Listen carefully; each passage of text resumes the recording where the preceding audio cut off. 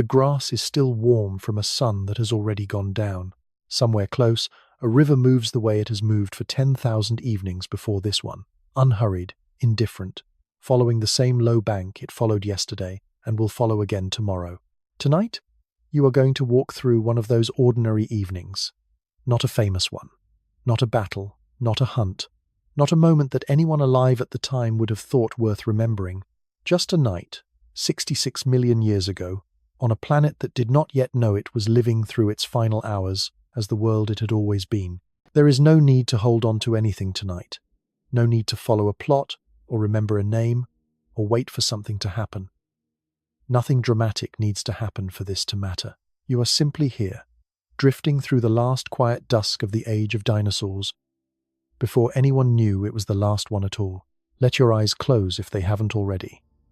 Let your breathing slow to match the pace of the river. And let's begin gently, the way this night began. If you enjoy listening to sleepy prehistoric dinosaur stories like this, subscribe. I post stories like this weekly. If you could rise above the clouds tonight, high enough to see the whole curve of the planet at once, the first thing you would notice is how little of it is white.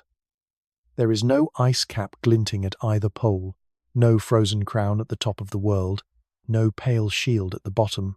The earth of this night is a deep, unbroken blue and green from one horizon to the other, warm from the equator almost all the way to its edges. It is a greenhouse world, and it has been one for longer than any single species alive on it can remember. The air itself is different from the air you know.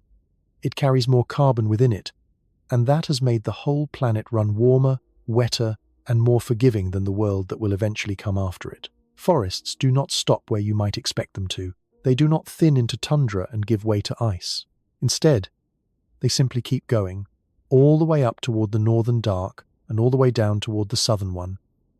Forests standing in places that will, tens of millions of years from now, to be nothing but frozen stone and wind. Picture the seas next, because there is far more of them tonight than there will be later. The oceans sit high against the land, swollen by all that warmth, and in the middle of the continent that will one day be called North America, a long, shallow sea stretches from what will become the Arctic almost down to what will become the Gulf. It is called, by the people who will study it many years from now, the Western Interior Seaway, though tonight it has no name at all. It simply is. It cuts the continent cleanly in two, so that the land west of it and the land east of it are, for now, two separate worlds, each growing its own animals, its own forests, its own quiet rhythms, unaware that they are technically part of the same landmass. On the western half of that split continent, a coastal lowland runs for hundreds of miles along the shore of the inland sea. Rivers braid across it slow and wide, dropping mud and sand in layers that will one day be read like pages by people who were never meant to see this evening at all. Cypress and dawn redwood line the wetter ground. Magnolias and other broad-leaved flowering trees, still a relatively new invention of the plant world, crowd in wherever the light reaches the forest floor. It is a green, humid, breathing landscape, and tonight it is utterly unremarkable to everything living in it. Somewhere on the far side of the planet, an entirely different kind of restlessness is underway, one that has nothing to do with the seaway or the forests. Along a stretch of what will one day be called India, the ground has been opening for a very long time, in slow, repeated outpourings of dark stone. Rivers of lava, thick and patient, have been building up in layers for longer than any creature alive tonight has existed, cooling into vast black terraces that stack higher with each new event. It is not a single eruption. It is closer to a very long, very slow exhale from deep inside the earth, and it has been going on and off, for what will one day be measured in hundreds of thousands of years. Nothing about this volcanism feels urgent tonight, and in truth, it isn't. The gases it releases drift into an atmosphere that is already thick with warmth, and mostly absorbs them the way it has absorbed every long, slow change before. Life on the other side of the world does not organize itself around a danger it cannot sense. The animals of the seaway coastline have never heard of India, have no way of knowing that a landmass thousands of miles away is quietly reshaping the air they breathe, 1 century at a time.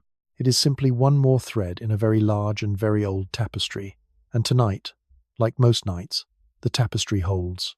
If you drift closer to the ground again, back toward the coastal lowland beside the inland sea, you will notice how ordinary the light looks as it fades. The sun tonight sets the way it set the night before, and the night before that, across a stretch of time so long that if you tried to count each individual evening, one at a time, you would still be counting long after your own life had ended. Some of the animals moving beneath these trees belong to lines that have already been walking this earth for well over 100 million years.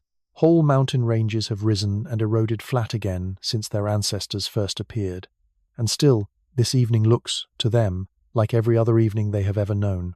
It is worth sitting with that thought for a moment, because it runs against a story you may have heard before. The one that says the dinosaurs were already fading by the time this night arrived, already thinning out, already halfway toward disappearing on their own. For a long time, scientists believed something close to that. But the fossil record from these final years, pieced together slowly and carefully from the layers just beneath tonight's forest floor, tells a different story in most places that have been studied closely. The great plant eaters are still here in healthy numbers. The hunters that follow them are still finding enough to eat. There is no crowd of ghosts thinning at the edges of this scene. There is, instead, a world that looks remarkably close to full. The length of this particular day, if you had a way to measure it precisely, would come out just slightly shorter than the days you are used to, perhaps by half an hour or so. The Earth spins a little faster tonight than it will spin many millions of years from now, slowed gradually over time by the quiet, ceaseless pull of the moon. It is a small difference, one that nothing alive tonight could ever notice or measure, but it is a good reminder that even something as steady as a day is not truly fixed. It only feels that way from the inside of a single evening. Further out past the shoreline, where the inland sea deepens into something closer to a true ocean, the water is far from empty. Coiled shells drift and pulse through the shallows in their thousands, distant relatives of the squid and the nautilus, patterned in ridges that catch what light reaches down through the surface. These are the ammonites, and they have filled seas like this one for far longer than dinosaurs have walked any shore, older even than most of the mountains that ring this particular basin. Tonight they move as they always have, unhurried, filtering the water, laying their eggs, doing the quiet work of simply continuing. Above them, larger shapes cut through the deeper water in long, patient arcs. But we will come to those later, once the sky has gone properly dark, and it is easier to imagine the sea the way it truly looked at night, lit only by whatever moonlight makes it through the cloud. For now, it is enough to know that they are there, part of the same wide, breathing system as the forest and the seaway and the slow volcanic rivers on the far side of the world. It helps, if you can manage it, to think of this entire planet tonight as a single enormous, living machine, every part of it quietly synchronized with every other part in ways that took a very long time to settle into place. The forests hold moisture that feeds the rivers feed the seaway shapes the climate of the coastline. The climate decides what grows, and what grows decides what eats, and what eats decides what hunts, all the way up through every layer of this ordinary evening. Nothing here is separate from anything else. It never really is. There is a temptation, knowing what you know about what is coming, to look for warning signs in a night like this one, to search the tree line for a shadow that shouldn't be there, or to listen for a silence that feels too complete. But there aren't any warning signs to find. Not really. Not ones that anything on the ground could have read. This is simply what an ordinary Tuesday looked like, 66 million years ago, if such a night could be said to have a name like that at all. So let the globe fall away for now, the way it always must, and let yourself settle closer to the ground, down among the ferns and the cycads and the low murmuring hum of insects that never really stops, not even after dark. There is a whole evening still ahead of us here, unfolding at its own unhurried pace, and there is no reason at all to rush toward its ending. Consider, too, how strange it would feel to explain your own century to any creature living through this one. Explain to a Triceratops mother, settling her weight into a wallow beside the river, that a day will come when the ground beneath her, layer upon layer of it, will be lifted, hardened, cut open, and read like a book by creatures she could never imagine. She would have no frame for such an idea, and she does not need one. Her evening is complete exactly as it is. The light is nearly gone from the sky now, fading from gold to a deep, bruised orange along the western edge of the seaway, the kind of colour that seems to hang in the air a little longer than it should before finally letting go. Somewhere out past the tree line, a chorus of low calls rises and falls, unhurried, layered. The sound of a great many creatures simply going about the business of ending their day the way they always have. You do not need to know every name yet, or every shape moving through the deepening blue beneath the trees. That will come slowly, the way it should, one gentle scene at a time. For now, it is enough to hold this single image in your mind. A warm, green, humid planet, spinning steadily beneath an ordinary dusk, its oceans high, its forests unbroken, its animals unaware that tonight is anything other than another link in a chain that has, so far, never once been broken. There is something quietly comforting in that thought, if you let it settle. For every one of these creatures, tonight is simply another night to survive, another stretch of darkness to move through before the light returns. They have done this every night of their lives. They will do it again tomorrow, as far as any of them know. The world does not owe them foresight, and it has not given them any. It has only given them this evening, whole and complete, and for now, that is exactly enough. Let the sound of the seaway settle into the back of your mind, that low, steady lapping against a shoreline no map will ever show you.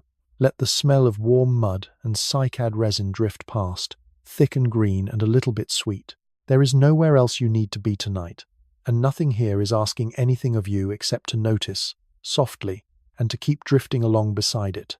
In the coming hours, we will move closer to the ground, down into the forest itself, and closer still, down among the animals whose names you may already know, and some you almost certainly do not. We will walk beside the great plant-eaters as they settle for the night.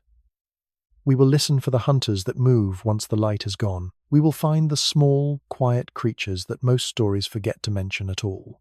And we will lift our eyes, eventually, to the stars that are already beginning to appear above the tree line, indifferent and steady, the way stars always are. But there is no need to hurry toward any of that. The night is long, and it is patient. And it will still be here waiting, layer after gentle layer, however slowly you choose to move through it. For now, simply let this wide, warm, humming planet turn beneath you, one more time, the way it always has. Somewhere below, a heavy shape shifts its weight against the cooling mud, settling in for the evening. Somewhere above, the first faint stars are beginning to prick through a sky, still holding on to the last deep color of the day. And somewhere, quietly, unnoticed by anyone or anything alive to notice it, a very small point of light that is not a star at all continues along a path it began a very long time ago, still impossibly far away, still nothing more than a rumor of stone drifting through the dark. We will come back to that point of light later, much later, once the night has grown fully dark and the world below has gone as quiet as it ever gets. For now, it is nothing. A speck, a rounding error in the vastness of the solar system, utterly unconnected, as far as anything on this earth could ever know, to the sound of the river or the smell of the mud or the low calls still drifting across the coastal forest. There is a number worth holding on to quietly for a moment, not to worry over, simply to notice. The oceans of this evening sit somewhere in the neighborhood of 500 feet higher against the land than they will one day sit in the world, you know. It is not that there is more water on the planet tonight than there will be later. It is that none of it is locked away as ice, none of it sleeping in a glacier or a polar cap. So all of it stays liquid, all of it stays part of the restless, shifting sea, pressing further inland than it ever will again. That single fact reshapes almost everything about how this evening's geography works. Coastlines, you might recognize from a map in your own time, simply do not exist yet in the same places. Whole regions that will one day be dry inland plains are, tonight, shallow warm water, home to their own quiet population of shelled and finned and drifting things, living out an evening that will, in tens of millions of years, be nothing but stone 1,000 miles from any ocean. If you were to travel south tonight, all the way down to the bottom of the globe, you would not find the frozen desert that exists there in your own time. Antarctica tonight is a forest. A real one, green and rooted and alive. Its conifers standing tall enough to make a proper canopy. Its rivers running cold but unfrozen through valleys that will one day lie buried beneath 2 miles of ice. Dinosaurs live there too, adapted to the long dark of the polar winter. The way we will see for ourselves later tonight when the story turns toward the far edges of the map. Travel instead toward the northern edge of the world, and you would find something similar waiting for you. Forests, not tundra. Rivers, not permafrost. It is strange to think of the coldest places you know as warm and green. But tonight, that is exactly what they are. And the creatures living there have simply learned, generation after generation, how to endure a winter with almost no sunlight in it at all, without ever needing snow or ice to help them survive it. It is worth noticing, too, how the land itself is arranged tonight, because it is not quite the world you would recognize from a modern map, and not quite the ancient supercontinent you may have heard described in old documentaries either. The great landmass called Pangaea broke apart long before this evening began, splitting slowly into pieces that have been drifting apart ever since, the way a cracked plate drifts apart on a still pond. India tonight is not yet joined to Asia. It sits alone, an island continent adrift in a warm equatorial sea, carrying its slow volcanic rivers of stone with it as it drifts steadily northward, on a collision course that will not arrive for tens of millions of years still to come. The Atlantic Ocean, too, is narrower tonight than it will one day become. A young sea still widening a little more with each passing century, pushing the Americas and the continents of the Old World slowly, patiently apart. None of this motion is visible to anything alive tonight. It happens far too slowly for any living eye to notice, the way the hour hand of a clock moves too slowly to be caught in the act. And yet, given enough evenings, it adds up to an entirely different shape of world. Consider, for a moment, the length of a year on this particular Earth, because even that is not quite what you might expect. With the planet spinning a little faster, and the days therefore a little shorter, a full circuit around the Sun takes slightly more days to complete than it will in your own time, something closer to 370 of them rather than 365. It is a small, quiet difference, invisible to anyone living through it, and yet it is one more small proof that even the most fundamental rhythms of a planet are never quite as fixed as they feel from the inside of a single lifetime. Beneath all of this, the plants of the world are, themselves, in the middle of a quiet transformation, one that has been unfolding slowly for tens of millions of years already, and shows no sign of stopping tonight. Flowering plants, the angiosperms, were once a strange and minor presence in a world dominated by ferns, cycads, and conifers. Tonight, they have become something closer to the opposite. Magnolias, laurels, and countless other blossoming trees crowd the understory of forests across the globe, their flowers offering nectar and fruit to insects and small animals in a slow, patient exchange that is reshaping entire food webs from the ground up. This shift matters more than it might seem to. Sitting quietly in the background of an ordinary evening, the herbivores of this world, the great plant-eaters we will meet properly very soon, have had to adapt their jaws, their guts, and their grazing habits to this new abundance of blossoming, fruiting greenery. Where their ancestors once relied almost entirely on tough conifer needles and leathery cycad fronds, many of tonight's herbivores enjoy a far richer, more varied table than the generations that came many millions of years before them, a quiet inheritance from a botanical revolution most of them will never know they are part of. It is easy, hearing all of this at once, to feel the sheer size of the picture pressing in a little, the continents drifting, the plants transforming, the ice absent, the volcanoes breathing slowly on the far side of the world. But none of it needs to be held on too tightly. It is simply the wide, patient backdrop against which one single, ordinary evening is about to unfold, close to the ground, among creatures who know nothing of continents or volcanoes or angiosperm revolutions, and need to know nothing about them to live this particular night exactly as it is meant to be lived. Far south of the seaway, in the warm, shallow waters that ring much of the globe tonight, the reefs do not look quite the way you might picture a reef looking.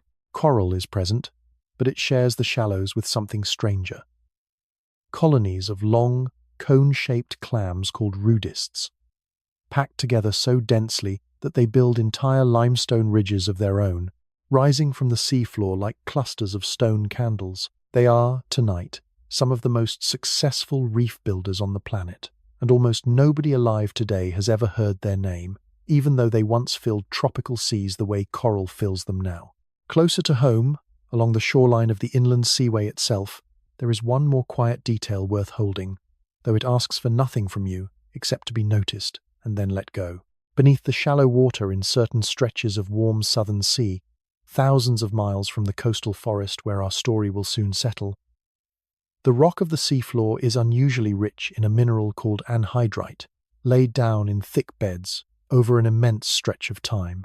Tonight, it lies quietly beneath the waves, doing nothing at all, chemically indifferent, geologically unremarkable. One mineral bed among countless others, scattered across the floor of a warm and ordinary sea. It is the kind of detail that would mean nothing to anyone if you did not already know how the story ends. And even knowing that, there is nothing to do with it tonight except let it settle back into the vast, patient inventory of an ordinary planet, going about its ordinary business, the way it has for longer than any living thing could ever be asked to comprehend. So let the wide picture go now, gently, the way the light itself is going, fading from gold to a deeper, softer blue along every coastline on Earth at once. Somewhere on this turning globe, dawn is breaking. Somewhere else, midday sun still bakes a warm equatorial sea, and somewhere, in a coastal lowland beside a long inland seaway, evening has just begun to settle over a forest that is, in every way that matters tonight, simply and completely itself. That is where we are headed now, down past the canopy, down into the ferns and the fallen leaves, and the low, patient murmur of a forest preparing for night. The globe can keep turning without us watching it for a while. There is a much smaller, much closer story waiting just beneath the trees. Let it go for now. Let your attention fall back down toward the warm green world beneath the trees, because that is where this story truly lives tonight, in the ordinary, unremarkable, endlessly repeated rhythm of a planet that has done this every evening for longer than memory could ever hold. The seaway glimmers faintly under the first stars. The forest exhales the day's heat slowly back into the darkening sky, and somewhere in the hush between one breath and the next, this ordinary night continues on, exactly as it is meant to. One quiet moment folding gently into the next. There is one more piece of this planet worth holding briefly before we descend fully into the forest itself, and it concerns the air moving gently across every part of this scene tonight. It carries more oxygen within it than the air of a much later century will hold, a small but meaningful difference built up gradually over the long, slow chemistry of a world still finding its eventual balance. That extra oxygen touches nearly everything living tonight, easing the effort behind every breath drawn by every creature sharing this evening. Whether Triceratops or dragonfly, whether Tyrannosaurus or the smallest beetle climbing toward the top of its chosen tree, it helps to remember, too, that this entire wide, warm, endlessly turning planet holds far more ordinary evenings within it than remarkable ones, and that this fact has always been true on every world, in every age. The remarkable nights are rare, precisely because most nights are not remarkable at all, simply repetitions of the evening before, small variations on a theme so old and so well practiced that it hardly needs announcing anymore. Tonight belongs, in every visible way, to that far larger, far quieter category, and there is a kind of comfort available in that, if you let yourself settle into it fully. There is one final wide view worth taking before we settle fully into the closer, smaller scenes still ahead of us tonight. Picture the whole curved shape of the planet once more. Its warm seas and unbroken forests, its slow volcanic rivers and its ordinary, unhurried evening light, fading gently across every longitude in turn as the world continues its patient rotation. Somewhere on it, right now, a similar dusk is settling over a similar coastline. Somewhere else, full night has already claimed the sky. Somewhere else again, morning is only just beginning to stir. The whole planet moves through its day in this same rolling, overlapping wave.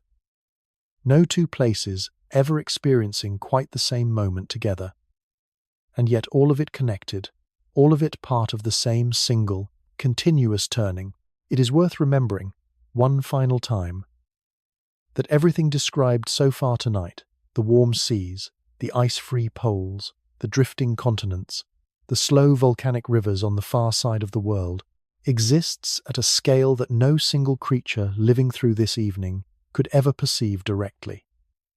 A Triceratops does not know she lives on a warming greenhouse world. A dragonfly has no concept of a shallow inland seaway splitting a continent in two, and yet all of it shapes their evening completely, invisibly. The great, slow machinery of an entire planet, quietly setting the exact conditions. Warmth, moisture, sea level, air itself, that allow every smaller, closer story still ahead of us tonight to unfold exactly as it is about to unfold. Breathe with it, if you can. In and then out, slow as the tide along that ancient, nameless shore. There is nothing to solve here, nothing to figure out. Just a warm and living planet, turning gently through its evening, the way it has turned through every evening before it, patient, unhurried, and, for one more night at least, exactly as it has always been. Down here, beneath the canopy, the evening arrives more slowly than it does above the treetops. Light filters through in soft, shifting patches, gold turning to green, turning to a deep, cool shadow as the sun drops lower behind the trees. The air smells of warm mud and crushed fern, and something faintly resinous, the scent of sap slowly weeping from the bark of a conifer nearby, thick and amber and unhurried. This particular stretch of forest runs along the western shore of the great inland seaway. A low, damp, endlessly green country, threaded through with slow rivers and oxbow lakes. It is the kind of landscape that leaves behind an extraordinary record of itself, layer after layer of mud and sand, settling gently over anything that dies here, wrapping it, over the coming ages, in exactly the right conditions to be found again, tens of millions of years later, by careful hands with brushes and patience. Because of that, this forest and its animals will one day become one of the most thoroughly understood ecosystems from the entire Age of Dinosaurs, known to those future researchers as the Hell Creek Country, though tonight it has no such name. Bald cypress and dawn redwood crowd, the wetter ground nearest the rivers, their soft, feathery foliage swaying gently, even without much wind. Ginkgo trees rise here and there among them, their fan-shaped leaves a bright, clean green that will, in a matter of weeks, begin turning the same golden color they turn on the very same species of tree in gardens and parks tens of millions of years from now. Ferns carpet nearly every surface the canopy allows light to reach, and low, spiky cycads cluster in the more open patches, their tough crowns of leaves radiating out like green fireworks frozen mid-burst. Somewhere close by, though not close enough to see, a stand of magnolia trees has just finished flowering for the season, their broad white petals scattered now across the forest floor, slowly browning and curling at the edges. Bees move through the last of the light, unhurried, heavy with pollen, following a route between blossoms that their small bodies have already memorized after only a few days of practice. Flowering plants and the insects that pollinate them have been finding their way toward each other for tens of millions of years by this point. A quiet, patient partnership that most of the larger animals in this forest will never notice and never need to. The insects here are, in their own way, just as varied and successful as anything larger moving through the undergrowth. Dragonflies hover low over the still water of a nearby oxbow lake, wings catching the last orange light in brief, flickering flashes. Cockroaches, largely unchanged in their basic shape from ancestors that lived tens of millions of years before even the earliest dinosaurs, scuttle through the leaf litter, exactly the way their descendants will scuttle through kitchens in a world none of them could ever imagine.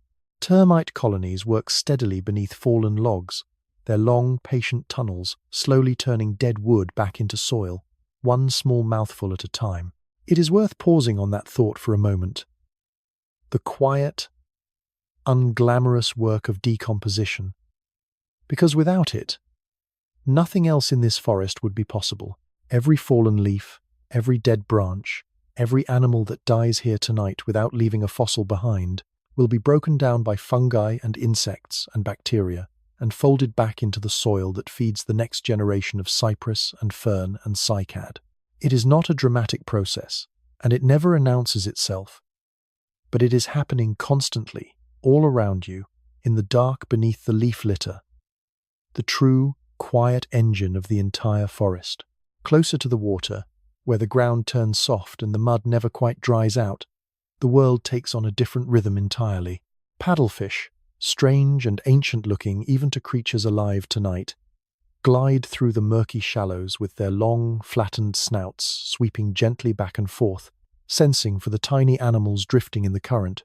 Sturgeon, armored in rows of bony plates rather than ordinary scales, move more slowly along the riverbed, patient bottom feeders that will, remarkably, still be recognizable as sturgeon to anyone fishing these same rivers many tens of millions of years later. Frogs call from the reeds as the light fades, a soft, rhythmic chorus rising and falling the way.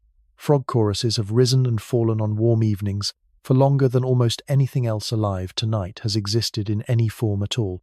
Salamanders move more quietly among the wet leaf litter at the water's edge, small and dark and easily overlooked, exactly the way they prefer to be.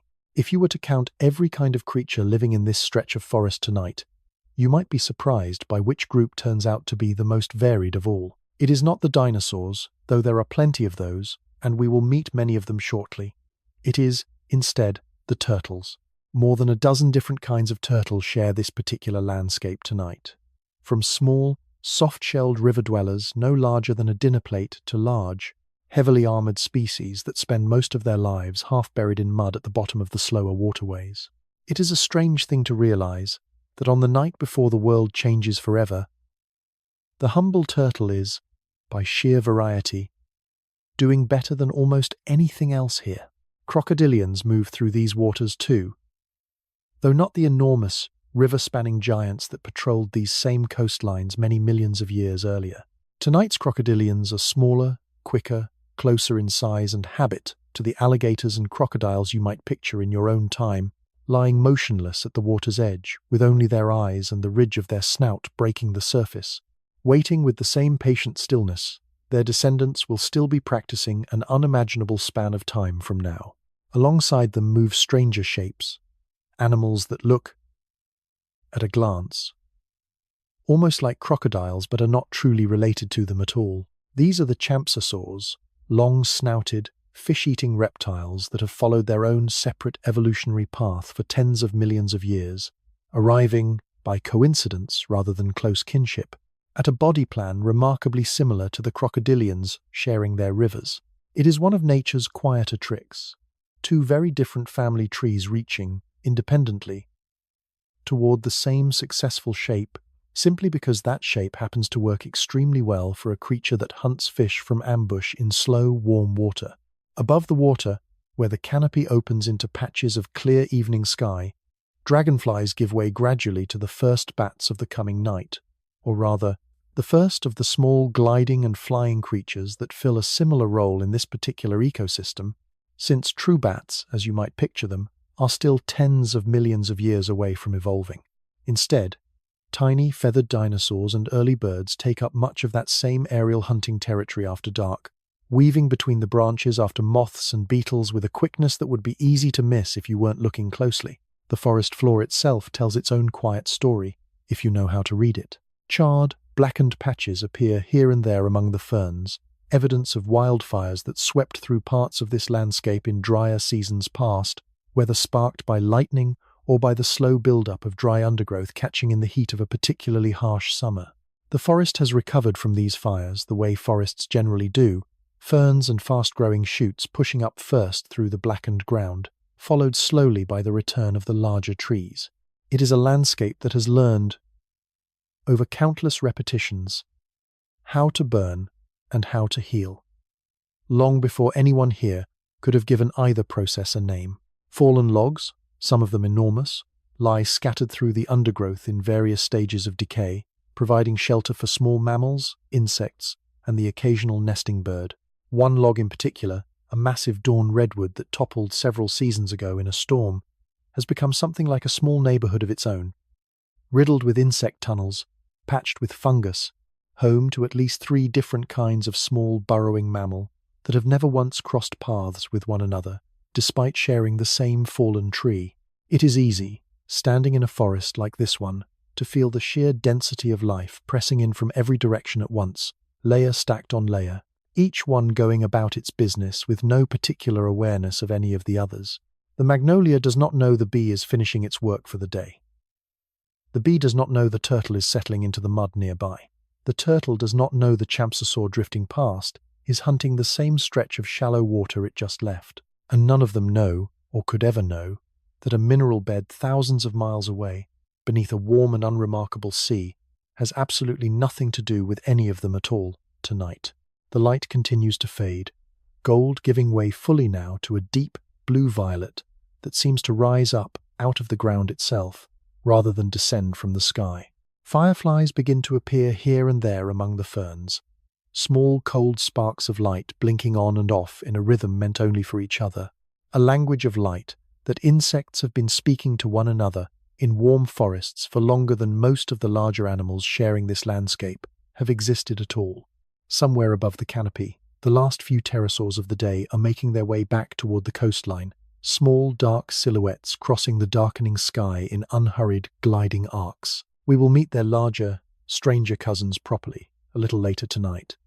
Once the sky has gone fully dark and the shapes moving through it become easier to imagine clearly, backlit by starlight rather than the last stubborn traces of sunset.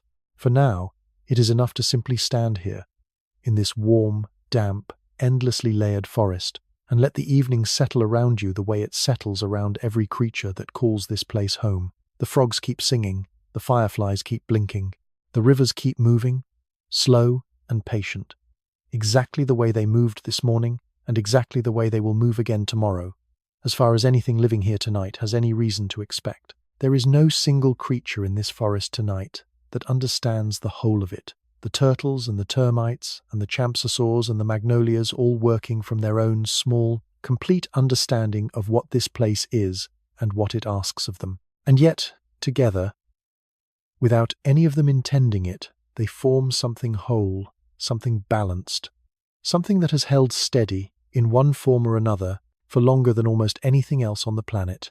Let that wholeness settle over you now, the hum of insects, the distant call of frogs, the smell of warm mud and cypress resin, the last deep blue light fading from the gaps in the canopy above. There is a great deal more of this evening still ahead of us, and much larger creatures waiting just beyond the tree line, but there is no need to rush toward them. The forest itself is worth resting in for a while longer, exactly as it is. Before those footsteps carry us onward, it is worth lingering a little longer on the small, easily overlooked details that make this forest feel so completely alive. High in the branches of an old cypress, a patch of hardened, amber-colored resin has been slowly weeping down the bark for days, catching, in its own unhurried way, whatever small insect happens to wander too close. A beetle has already been caught this way nearby, sealed mid-step into a golden bead no larger than a fingernail, destined, if conditions allow, to survive in that exact captured posture for longer than the rivers themselves will keep their current course. Tonight it is simply one more small accident of forest life. Tens of millions of years from now, it will be treasured as an almost impossibly precise window into an evening exactly like this one. Not every flower in this forest depends on bees the way the magnolias nearby do. Bees themselves are still a relatively new addition to this world, only recently spread wide from their earliest beginnings, and in many patches of forest, it is beetles that do the heavier work of pollination instead, clumsy and unhurried, crawling deep into blossoms, shaped generously enough to welcome their fumbling visits. It is a messier, less elegant partnership than the one bees will eventually perfect. But it works well enough, and has worked well enough, for long enough that entire species of flowering plant depend on it completely without ever needing it to be tidy. Fungi thread through everything here in ways that rarely get much attention, pale networks running beneath the leaf litter, occasionally surfacing as small, unassuming mushrooms pushing up through the damp soil near the base of a fallen log. They rarely leave anything behind that could ever be found again after so much time. Soft tissue simply does not preserve the way bone and shell and amber do, but their presence tonight is no less real for being invisible to the future.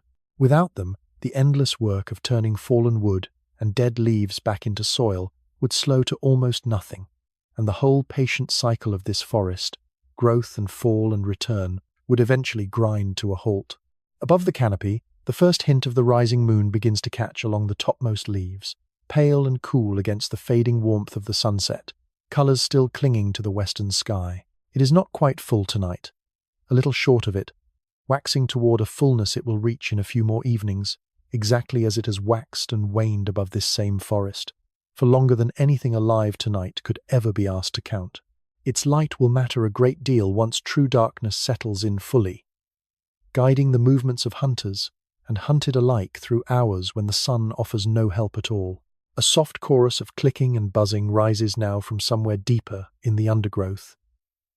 Insects whose descendants, tens of millions of years from now, will make almost exactly this same sound on almost exactly this same kind of warm, humid evening, in forests separated from this one by an entire vanished world. Sound, it turns out, is one of the more stubborn things in nature, holding its shape across almost unimaginable stretches of time, even as everything else around it transforms beyond recognition. Out toward the edge of the forest, where the trees finally thin and give way to the open, marshy fringe of the inland seaway, a small flock of gull-like birds lifts suddenly from the shallows, wheeling once against the darkening sky, before settling again a short distance further along the shore. These are not gulls, not exactly, though they share a similar build and a similar taste for fish snatched neatly from just beneath the surface. Some of them still carry a scattering of small, sharp teeth along their jaws, a detail their far future descendants will lose entirely, one of the last visible threads connecting this evening's birds back to the reptilian ancestors they only recently, in evolutionary terms, branched away from. Beneath the soil itself, invisible to every creature moving above it, an entirely different kind of partnership is quietly at work. Thin threads of fungus wind through the roots of nearly every tree in this forest, the cypress and the redwood and the ginkgo alike, trading minerals drawn up from deep in the earth for a small share of the sugars each tree produces in its leaves. Neither partner could thrive nearly as well alone. It is a bargain struck in complete silence, underground, in the dark, and it has been struck this same way, in forests very much like this one, for longer than trees themselves have existed in anything resembling their current form. Somewhere low in the leaf litter near the base of an old fern thicket, a small, quick-moving shape pauses for just a moment, nose twitching, before vanishing again beneath a fallen frond. It is easy to miss entirely, if you are not looking closely, smaller than a house cat, covered in coarse fur rather than feathers or scales, one of the quiet mammals sharing this forest alongside its far larger reptilian neighbours. We will spend a great deal more time with creatures like this one later tonight, once the larger animals have settled and the smaller, more easily overlooked lives of this forest finally get their turn at the centre of the story. A single cicada-like insect begins its long, droning call somewhere high in the canopy, and within moments, a dozen more join it, their overlapping calls building into a steady, pulsing wall of sound that will likely continue for hours without pause. It is, in its own way, one of the most ancient sounds in this entire forest, older even than the flowering trees the insects are calling from, a rhythm carried forward by countless generations of small-winged creatures that have never needed to change the tune at all. The heavier footsteps from a moment ago sound again, closer now, unmistakable, accompanied by the soft, wet crunch of something enormous shifting its weight through the mud near the water's edge. Whatever question you might be holding right now about what, exactly, is making its way toward that riverbank, it will not stay a question for very long. Somewhere out past the nearest stand of cypress, heavier footsteps are beginning to sound against the softened evening ground, slow and deliberate, the unmistakable rhythm of something considerably larger than a turtle or a frog making its way toward the water to drink before full dark arrives. We will follow those footsteps soon enough.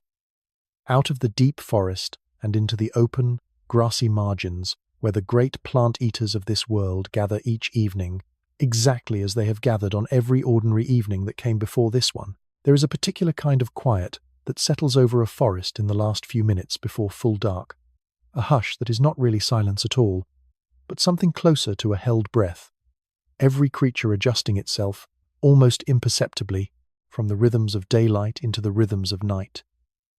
The frogs, sing a little louder. The fireflies blink a little brighter. The birds along the shoreline settle into their roosts, tucking their heads and going still. It happens here, tonight, exactly the way it has happened on every ordinary evening before it, and exactly the way it will happen again tomorrow, as far as anything in this forest has any reason to expect. Earlier today, before the light began its long slide toward evening, a brief, warm rain moved through this stretch of forest, the kind of quick, generous shower that arrives without much warning and leaves just as suddenly, soaking the leaf litter and filling every shallow depression in the ground before the sun broke through again to steam it gently back into the air. Small puddles still linger here and there among the ferns, catching fragments of the darkening sky. And the whole forest carries, even now, hours later, that particular clean, mineral smell that only follows rain, mixed with the greener, sweeter scent of everything growing that much faster for having been given the water. That kind of rain matters more than its brief drama might suggest. It feeds the rivers that feed the seaway. It softens the ground just enough for a Triceratops or an Edmontosaurus to leave a clear, deep footprint. The very footprints that, layered under enough mud and time, will one day preserve the exact shape and stride of an animal no living eye will ever see move. It swells the puddles where dragonflies lay their eggs, and it draws certain insects up out of the soil in the hours just afterward, in turn drawing the small mammals and birds that feed on them. A single ordinary shower touches nearly everything in this forest, sooner or later, in ways that are easy to overlook and impossible to fully untangle. Cycads near the edge of the clearing carry heavy, barrel-shaped cones at their centers, some of them nearly ready to release the seeds tucked inside, waiting for exactly the kind of animal that might carry them elsewhere, tangled in fur or past, unharmed through a digestive system built to break down softer material and leave the tougher cycad seed intact. It is a slow, patient strategy, one that asks nothing of the plant except stillness and time, trusting entirely in the ordinary, unhurried movements of the animals sharing its forest to eventually carry its future somewhere new. Wasps move through the last of the daylight near a cluster of decaying fruit fallen from a magnolia several days earlier, drawn by the sweet fermenting smell rather than by the flowers themselves. They are, in their own quiet way, just as essential to this forest's balance as the bees working the fresher blossoms nearby.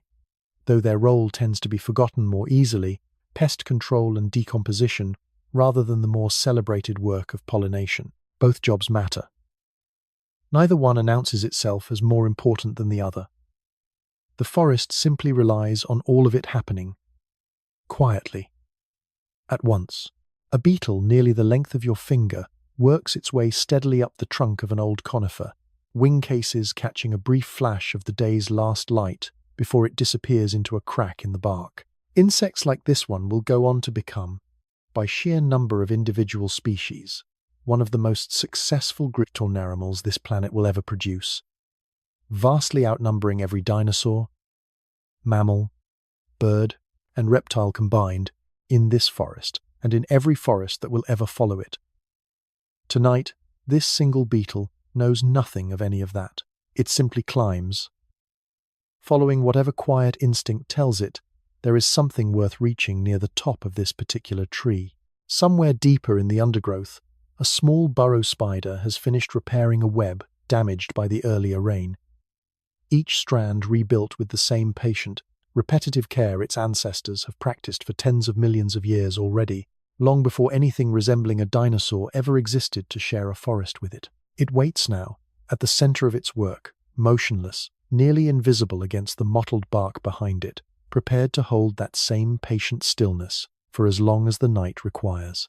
A little further along the same stretch of undergrowth, a second, much larger web spans the gap between two young saplings, its outer threads still glistening faintly with the last of the earlier rain's moisture, each drop catching what scattered light still filters down through the canopy. Its owner sits patiently near the web's edge, legs resting lightly against several key strands, waiting for the telltale vibration that will announce a meal has arrived, exactly as spiders in forests, very much like this one, will wait for that same signal for an almost unimaginable span of time still to come.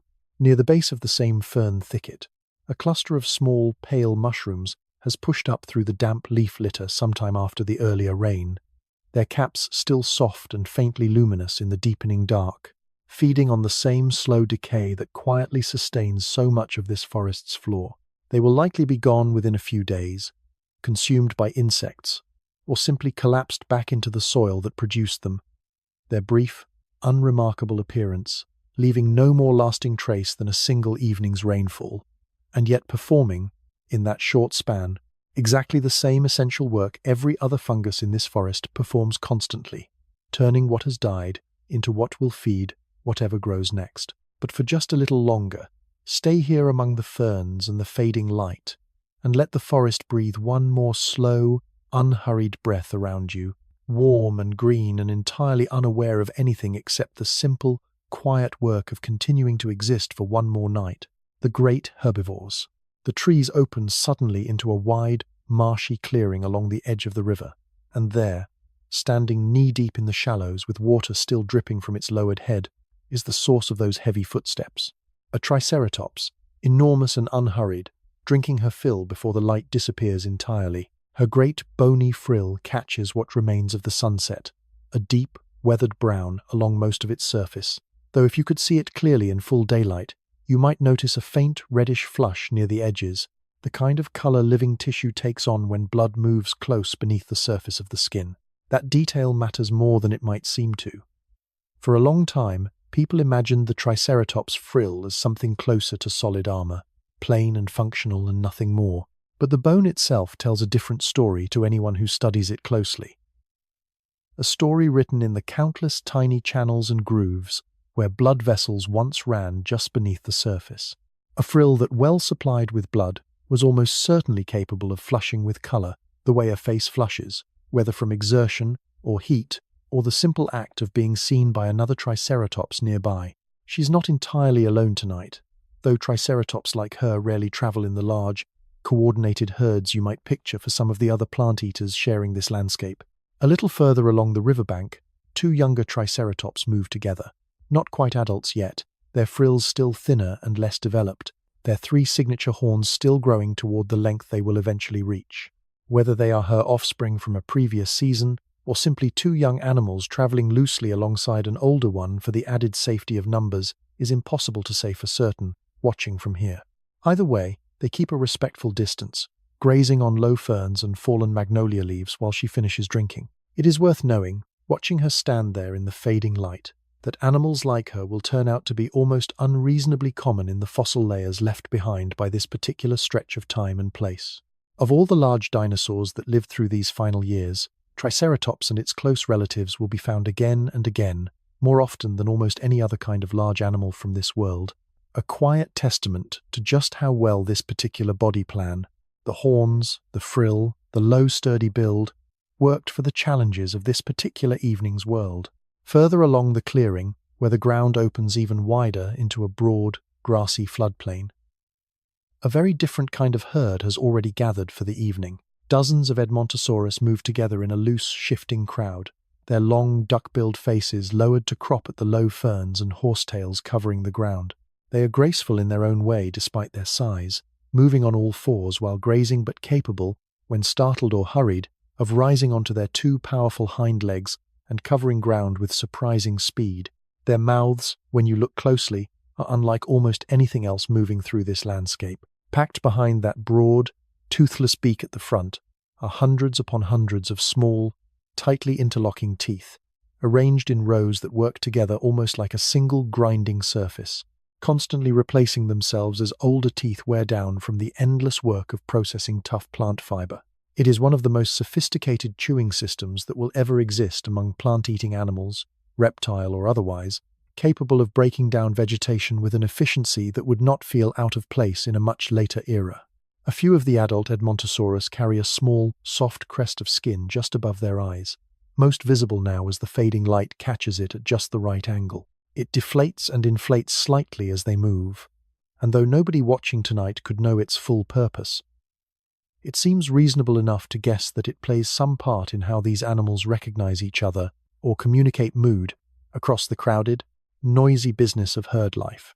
Skin does not fossilize often, but on rare, extraordinary occasions, entire patches of Edmontosaurus hide will be preserved almost perfectly, wrinkled and textured, giving future researchers one of their only real windows into what dinosaur skin actually looked like, rather than simply what the bone beneath it suggests. The herd moves with a kind of loose, practiced coordination. Older animals positioned toward the outer edges, younger ones kept closer to the center, out of easy reach of anything that might be watching from the tree line with different intentions.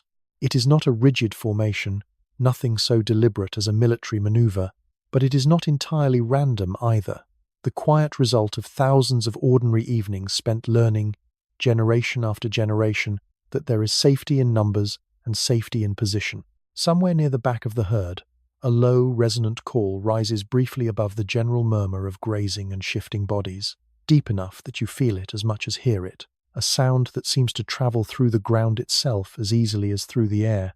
It fades quickly, answered a moment later by a similar call from further off, and then the herd settles back into its quiet business, as though nothing at all had happened. Not far from the Edmontosaurus, moving at its own slower, more deliberate pace, an Ankylosaurus grazes alone near a stand of low cycads, entirely unbothered by the larger crowd nearby.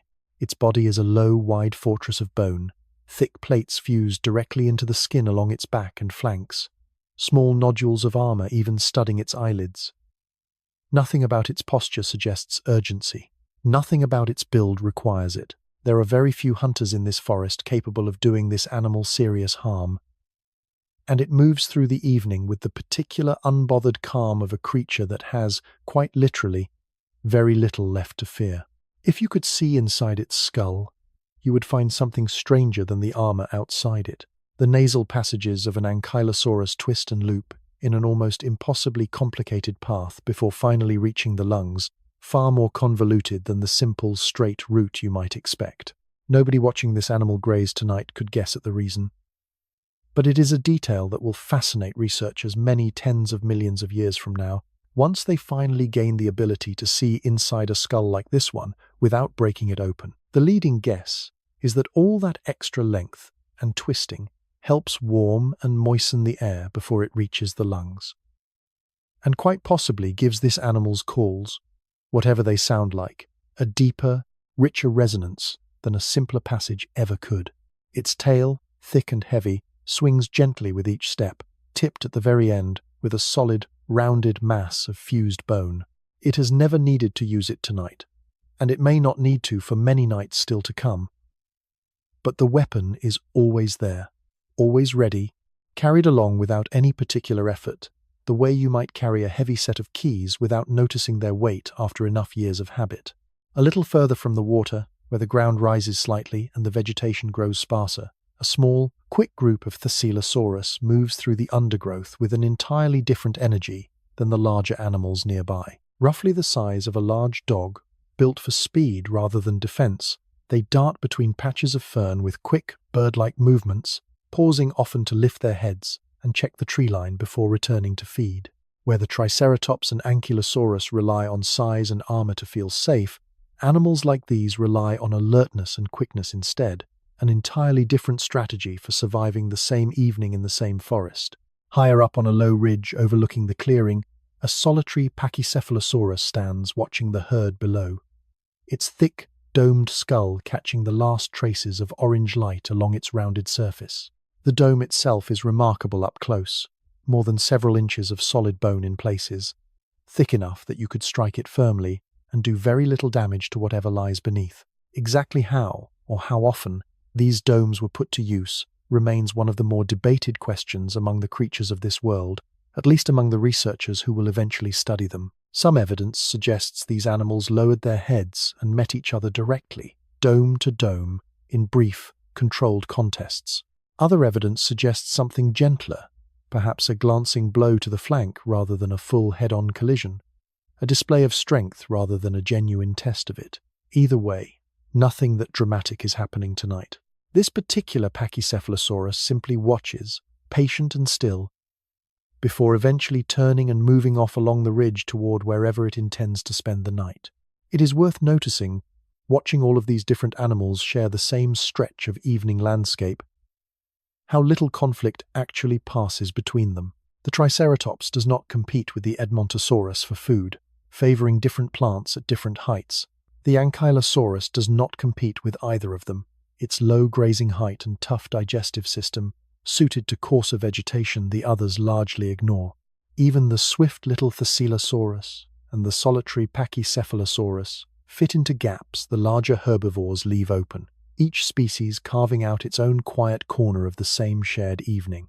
Somewhere near the center of the Edmontosaurus herd, a mother nudges a much younger animal gently back toward the group after it wanders slightly too far, chasing an interesting smell near the tree line. It complies without much protest, falling back into step beside her. Nesting sites belonging to duck-billed dinosaurs like these, found in layers both slightly older and roughly contemporary with this particular evening, show unmistakable evidence of exactly this kind of ongoing parental attention, adults returning again and again to the same nesting grounds across many seasons, bringing food to hatchlings too young yet to fend fully for themselves. Whatever instinct guides that mother's gentle nudge tonight, it is not a new one. It has been passed down, evening after evening, for longer than this particular herd could ever be asked to remember. The light continues to fade around all of them, gold sinking finally into a deep, settled blue, and one by one, the animals of this clearing begin arranging themselves for the night ahead. The Edmontosaurus herd draws in tighter, bodies overlapping slightly for warmth and safety. The young Triceratops settle down near their older companion, folding their legs beneath them in the soft mud near the water's edge. The Ankylosaurus finds a slightly raised patch of dry ground and lowers itself down with a soft. None of them know, or could ever know, that tonight is any different from the 1,000 ordinary evenings that came before it. They know only the familiar weight of a full stomach, the familiar comfort of nearby company, and the familiar, gathering dark, settling in around them, exactly the way it always has. For them, that is more than enough. It always has been. Somewhere beyond the clearing, deeper in the shadows where the tree line grows thick and dark, something else is beginning to move, quieter than the grazing herds, more deliberate, more patient. The great plant-eaters of this world have very few things left to fear once they reach a certain size. But the few things that remain are worth knowing about, and worth watching for, even on an evening as ordinary as this one.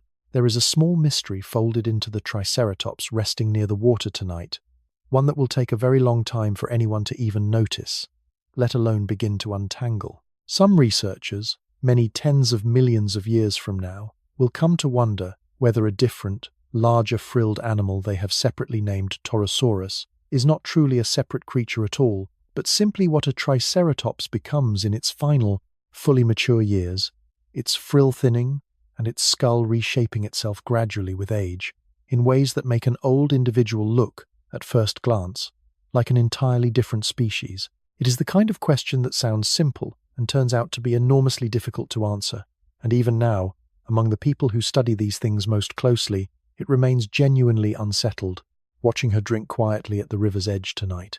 There is no way to know which side of that eventual argument she might one day represent. Beneath the Edmontosaurus herd, where the ground has been churned repeatedly by hundreds of heavy feet over many seasons of grazing, small dung beetles work steadily through the droppings left behind, rolling away what they need with the same patient, single-minded focus. Their descendants will bring to the very same task in savannas and grasslands, an almost unimaginable span of time from now. It is a small, unglamorous partnership, the largest animals in the clearing and some of the smallest, each depending on the other in ways neither one has any reason to notice. It is worth pausing, too, on the shape of that broad, toothless beak at the front of every Edmontosaurus mouth, because the comparison to a duck's bill, useful as it is for imagining the animal quickly, undersells what the beak is actually doing. It is less a delicate sifting tool and more a wide, tough cropping edge, built for shearing through fibrous plant stems and tough fern fronds in quick, repeated bites, feeding a steady stream of material back toward those hundreds of grinding teeth further inside the mouth. Unlike the towering long-necked giants that share other corners of this world, animals like these have no need to swallow stones to help grind their food. Their teeth do that work already, more thoroughly than almost any other chewing system evolution will ever produce among reptiles. A young Edmontosaurus near the center of the herd shifts its weight and lets out a soft, huffing sound, more like a settled exhale than any kind of alarm, and the animals immediately around it barely react at all, long since accustomed to the ordinary small noises of a large herd bedding down for the night. There is a particular kind of trust required to sleep, even lightly, in the middle of dozens of other large bodies. And it is a trust built slowly, over countless nights just like this one, each evening reinforcing the lesson that this arrangement, imperfect as it may be, has kept most of them alive so far. Near the tree line, where the last of the young Triceratops has finally settled beside its older companion, a faint, mottled pattern becomes just barely visible along its hide in the remaining light, subtly different from the more uniform coloring of the adult beside it. Young animals across many species in this landscape carry patterning like this, a kind of soft camouflage that helps them blend into dappled undergrowth during the vulnerable early months of life, fading gradually as they grow larger and have less need to hide, and more capacity to simply stand their ground instead. Somewhere out past the edge of the clearing, a low, cautious rustle moves through a patch of ferns, gone again almost as soon as it begins. None of the herbivores react to it directly. It could be nothing at all. The wind, a small mammal, a bird settling for the night. Or it could be something worth noticing, a first faint suggestion of the patient shapes that move through this forest once true darkness finally arrives. It is worth remembering, watching this particular gathering of plant-eaters settle for the night, that none of them are quite as defenseless as their gentle grazing might suggest. The Triceratops carries horns capable of goring an attacker seriously enough to end a hunt before it truly begins. And the fossil record will one day preserve exactly this kind of encounter, healed puncture wounds on the bones of large predators that clearly survived an unsuccessful attempt to bring one of these animals down. Size and armor are not passive qualities here. They are hard-won, actively defended advantages, tested again and again across countless ordinary evenings just like this one. The Edmontosaurus herd, for all its apparent gentleness, is not defenseless either. A sudden kick from a powerful hind leg, or the sheer, overwhelming press of dozens of large bodies moving together in alarm, can be more than enough to deter most hunters from pressing an attack too far into the middle of the group. It is why the herd's instinct to draw inward and tighten its formation at the first hint of danger matters so much, not simply for the comfort of numbers, but for the very real physical protection that density provides. A faint smell of crushed cycad drifts across the clearing as the Ankylosaurus shifts position slightly, settling more comfortably into the softened ground.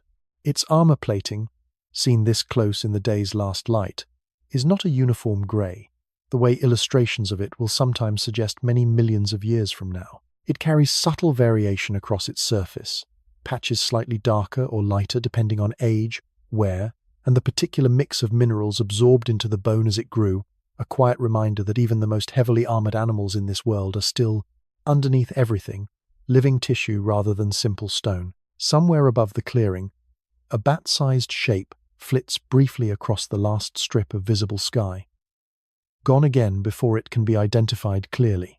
It is almost certainly one of the small, feathered dinosaurs or early birds that share the upper canopy after dark, out hunting insects drawn by the day's remaining warmth rising up off the clearing floor. Life here does not simply stop at ground level. It layers upward, floor to canopy to open sky, each level running on its own slightly different schedule, its own slightly different set of rules, all of it happening at once, all of it part of the same single, breathing evening. The moon continues its slow climb above the tree line, brighter now against a sky that has finally surrendered the last traces of sunset. Its light falls in pale, silvery patches across the backs of the resting herd, catching the curve of a frill here, the ridge of an armored plate there, transforming the whole clearing, gradually, from a place of daylight color into a place of moonlit shape and shadow. It is a transformation this landscape makes every single night, without fail, and one it will go on making for a very long time still, whether or not anything alive tonight is here to see it happen again tomorrow. Near the far edge of the clearing, where the grass grows thinner and the tree cover starts again, a small group of Leptoceratops moves together in quick, cautious bursts, pausing often to lift their heads and check their surroundings before returning to feed.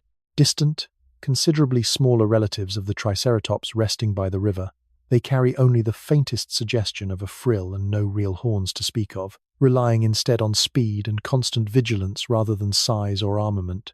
It is easy to forget, looking at the Triceratops with her heavy horns and broad shield of bone, that her family includes cousins built along an entirely different, far more modest set of proportions, each one suited to its own particular way of surviving this same shared evening. Further out, across the open floodplain, moving with a long-legged, effortless grace that looks almost out of place beside the heavier animals nearby, a small flock of ornithomimids picks its way through the tall grass, necks curved in smooth, bird-like arcs as they snap up insects and the occasional low seed pod. Built more for speed than for either size or defense, animals like these rely on quick eyes, quicker legs, and an alertness that never seems to fully switch off, even while feeding. Their long, toothless beaks work almost continuously, and their slender frames, feathered rather than scaled, would look, to anyone glancing quickly in poor light, remarkably like an enormous, strangely proportioned bird, rather than anything most people would immediately picture as a dinosaur. It is worth noticing how differently each of these animals holds its attention tonight. The Triceratops keeps her focus low and close, alert mainly to whatever might approach directly through the nearby brush. The Edmontosaurus herd relies on the collective awareness of dozens of individuals, no single animal needing to watch every direction at once because the herd, together, always has enough eyes covering enough ground. The swift ornithomimids trust almost entirely in early detection and a fast retreat, needing only enough warning to outrun whatever has noticed them first. 3 different animals, 3 entirely different philosophies for surviving the exact same stretch of grassland, each one perfectly suited to the particular body and particular history that shaped it. The evening settles further around all of them, insects rising in soft, shifting clouds above the grass wherever the ornithomimids disturb them, the low murmur of the Edmontosaurus herd continuing steadily nearby, the Triceratops still motionless at the water's edge, her breathing slow and even. None of them pay the others any particular mind beyond the occasional habitual glance, each one settled comfortably into its own small portion of an evening that has, so far, asked nothing difficult of any of them at all. A few of the younger Edmontosaurus near the center of the herd have begun play sparring gently, pushing at each other with lowered heads in a manner far more social than aggressive, practicing motions that will matter more seriously once they are grown, but that carry, tonight, nothing beyond the easy roughhousing of animals, still young enough to treat most of life as a game worth exploring. The adults nearby pay them little mind, occasionally shifting a step or two to make room, tolerant of the noise and movement in the particular way that only a parent, of any species, in any age, ever quite manages to be. Near the very edge of the clearing, where the grazing ground finally gives way back to denser forest, a single old bull Triceratops, considerably larger and more heavily scarred than the mother resting by the river, keeps his own solitary watch, uninterested in joining any of the smaller groups scattered across the open ground. His frill carries the marks of many past seasons, healed punctures and scraped ridges telling a story of contests fought and, evidently, survived. He has by now very little left to prove to anything sharing this landscape, and he grazes alone tonight with the particular unhurried confidence of an animal that has already outlasted most of the challenges this world was ever likely to throw at him. A pair of Ankylosaurus, considerably younger than the one resting near the cycads, move slowly along the far tree line, still growing into the full weight of armor they will eventually carry as adults. Their plates, though already substantial, have not yet fused as completely or hardened as thoroughly as they will in another few years, leaving them slightly more vulnerable than a fully mature individual, though still formidable enough that almost nothing sharing this forest would consider them an easy target. They move together rather than alone tonight, an arrangement that offers young animals like these a measure of the same safety in numbers the Edmontosaurus herd relies on, even if their own species generally prefers solitude once fully grown. The hunters, in the shadow, deeper in the forest, well beyond the edge of the clearing where the herbivores have settled for the night. Something enormous moves through the undergrowth with a quiet, deliberate patience that seems almost at odds with its size. A Tyrannosaurus, fully grown, easily taller at the hip than an adult standing beside it, places each massive footstep with a careful, unhurried precision, avoiding dry branches, testing the ground before committing her full weight to it. There is nothing clumsy about this movement. Nothing, just the lumbering, careless giant you might expect from size alone.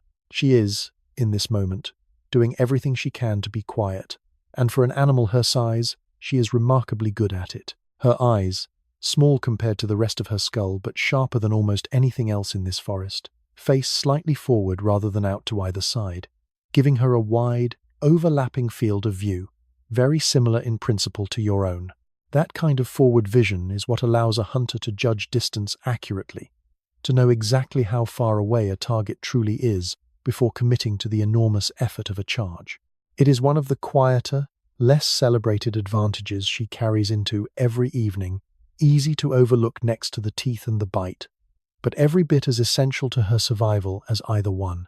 Her sense of smell may matter even more than her eyes tonight, especially now that the light has faded to little more than scattered patches of moonlight through the canopy. The passages inside her skull dedicated to processing scent are unusually large, rivaling, in proportion, some of the keenest-nosed scavenging birds that will ever circle a battlefield or a carcass in a much later world. She can likely catch the scent of a carcass, or the trail of a wounded animal, from a genuinely astonishing distance, information gathered from the air itself, invisible to everything around her except her. It would be easy to imagine her as purely a hunter, stalking down healthy prey through brute force alone, and there are certainly nights when that is exactly what happens. But there are just as many nights, perhaps more, when patience and that extraordinary sense of smell serve her better than any chase ever could. An animal already weakened, already dying, already dead, represents a meal earned without the risk of horns or hooves or a badly timed kick. Tonight, she moves without any particular urgency, testing the air every so often, in no rush to decide which kind of evening this one will turn out to be. She is not fully grown in years, even though she is fully grown in size. Somewhere in her 20s, by whatever count of seasons this world might use, well past the explosive growth spurt of her adolescence, when, for several remarkable years, she added well over 1,000 pounds annually, her body reshaping itself at a pace that would seem almost impossible looking at the comparatively slow, careful animal she has become. That growth has slowed now, settled, the way a river settles once it reaches the wide, patient stretch of land near its mouth. She has, most likely, a good number of years still ahead of her, assuming this particular evening does not turn out to be one of the dangerous ones. She is not entirely alone in this forest tonight either, though not in the way the Edmontosaurus herd understands company. Somewhere, several miles distant, along a different stretch of the same river system, another Tyrannosaurus moves through its own patch of territory, and the two of them are, in all likelihood, aware of each other only in the vaguest sense, through overlapping scent trails and the occasional deep, carrying call exchanged across long distances after dark. Animals like her do not typically share territory easily, and on the rare occasions when two adults do cross paths directly, the encounter can turn dangerous quickly. Evidence of bite wounds inflicted by one of these animals upon another, found often enough in the bones left behind by encounters like these, to suggest it happened with some regularity. Smaller shapes move through the same forest tonight as well, faster and lighter than she will ever be again, built for an entirely different kind of hunting. A pair of dromaeosaurs, sleek, feathered, roughly the size of a large wolf, move together along the edge of a shallow ravine, communicating, in short, low chirps that carry only a short distance before fading into the general hum of the forest. These particular hunters, among the largest of their kind found anywhere in this landscape, carry a long, sickle-shaped claw on each hind foot, held carefully off the ground as they move to keep its edge from dulling against the dirt. One of them pauses, head tilted, feathers along its neck, lifting slightly in what might be simple alertness, or might be something closer to excitement. Somewhere ahead, in the deeper shadow beneath a fallen log, something small has just made the mistake of moving. What follows happens quickly, quietly, and mostly out of sight. The kind of brief, efficient exchange between predator and prey that has been happening in forests like this one for longer than either species involved could ever be asked to remember. A moment later, the forest settles back into its previous hush. One small life folded quietly back into the larger, patient cycle that keeps this whole ecosystem turning. Higher up, in the lower branches of a cypress overlooking the ravine, a much smaller hunter watches with wide, unusually large eyes, proportioned in a way that suggests this particular animal does its best work after dark rather than during the day. It is a troodontid, slight and quick, closer in size to a large bird than to anything you might picture when you hear the word dinosaur, and those oversized eyes give it a real advantage in gathering what little light remains once true night settles over the forest floor. It watches the dromaeosaurs finish their business below with the patient, unhurried attention of a creature that has learned, over many nights, that there is often an easy meal to be found in whatever a larger predator leaves behind. It is worth pausing, for a moment, on how easy it would be to imagine this entire forest as a place of constant danger. Hunters lurking behind every tree, prey in perpetual flight. But that is not quite an accurate picture of most ordinary nights here, tonight included.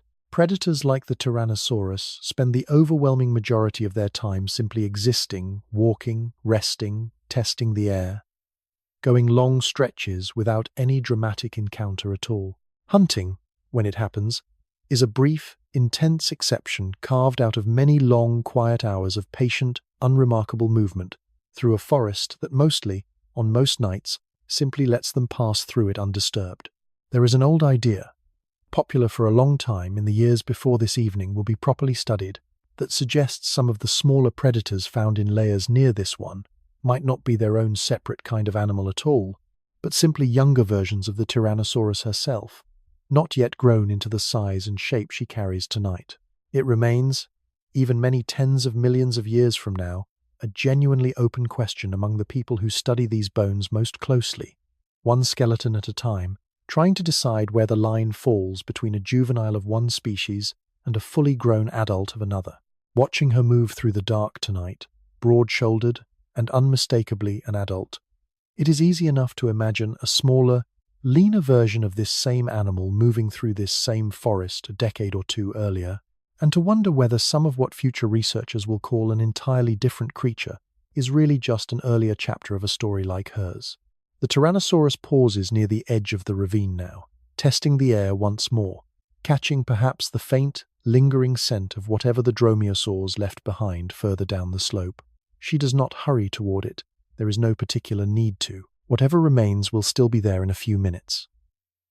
And there is a certain unhurried confidence in the way she moves.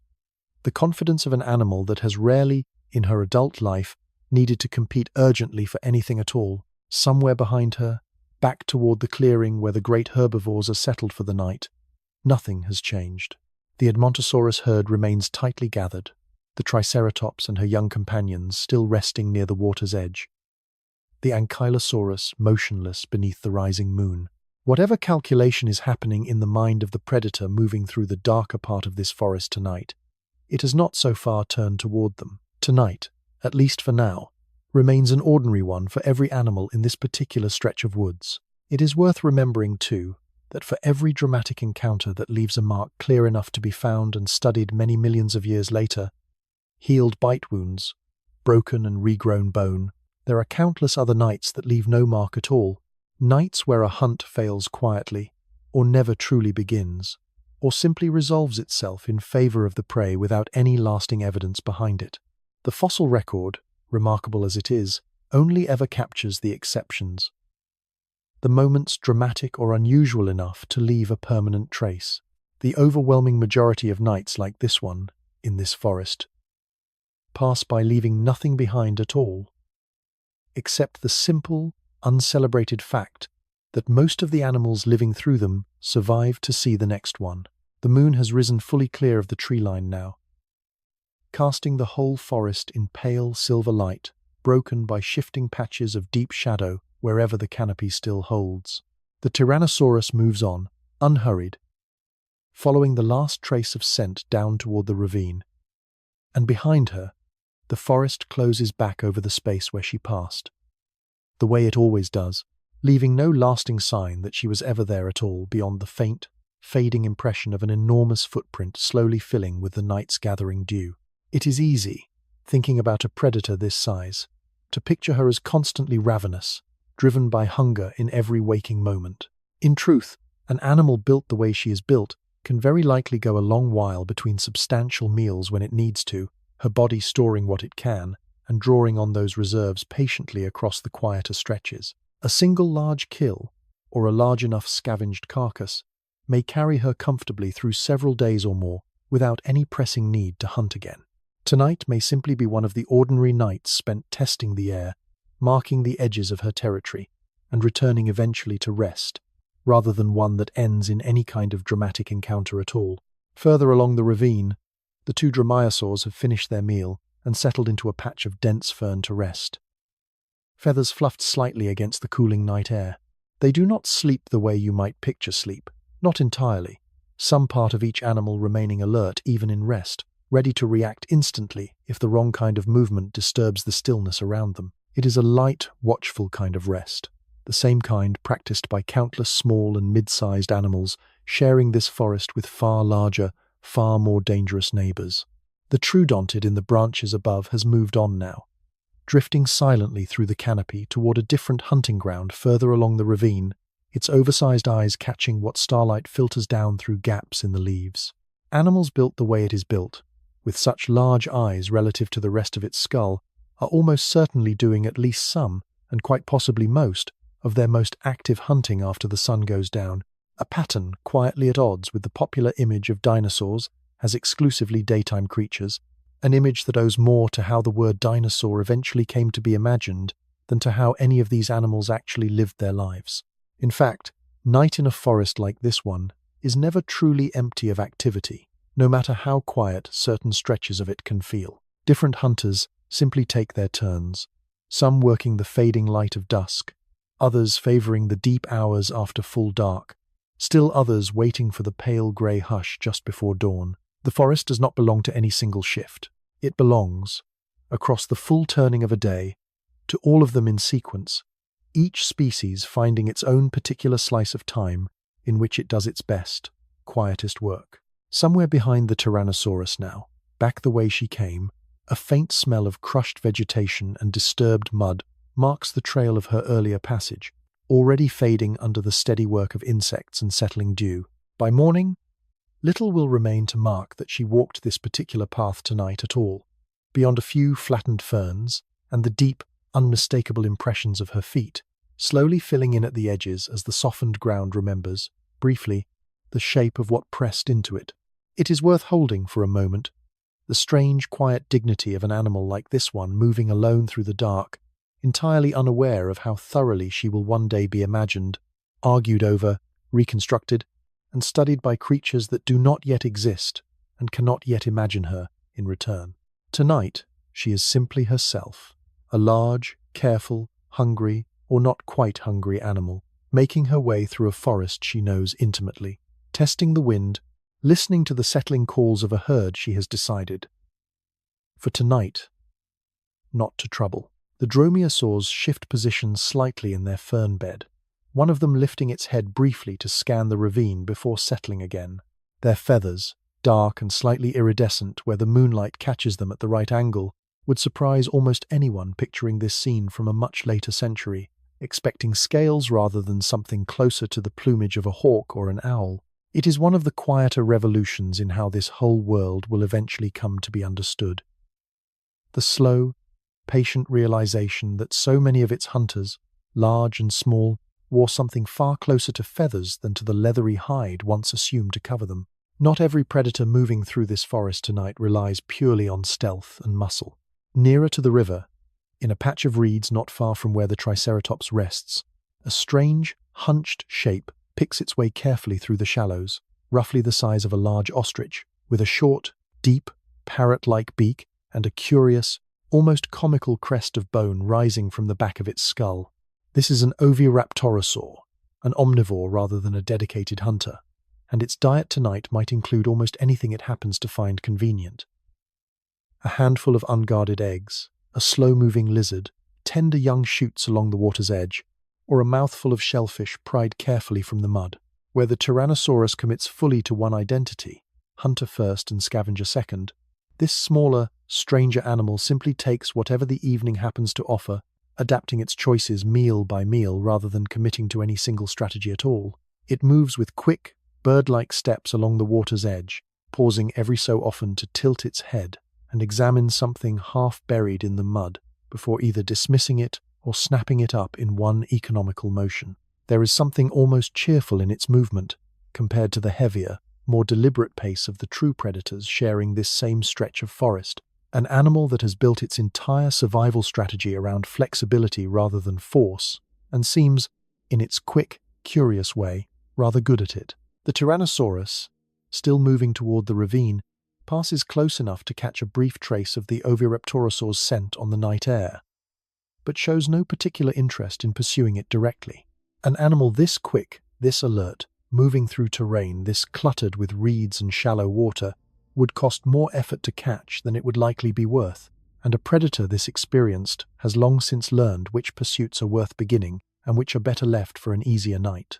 That kind of calculation, made instinctively rather than consciously, happens constantly throughout every predator's evening, an endless, unspoken accounting of risk against reward that shapes far more of this forest's nightly rhythm than any single dramatic chase ever could.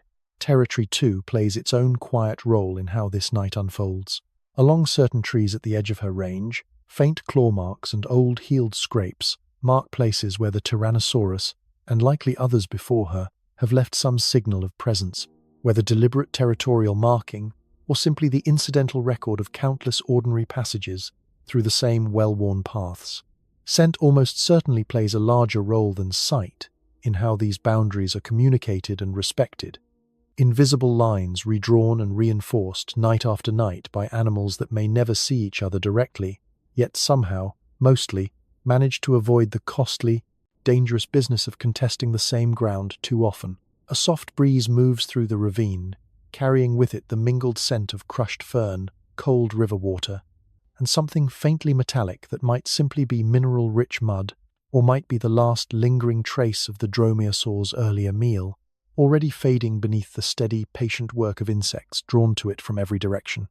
Nothing here goes entirely to waste for very long. Every carcass, every dropped scrap, every unfinished meal eventually feeds something else.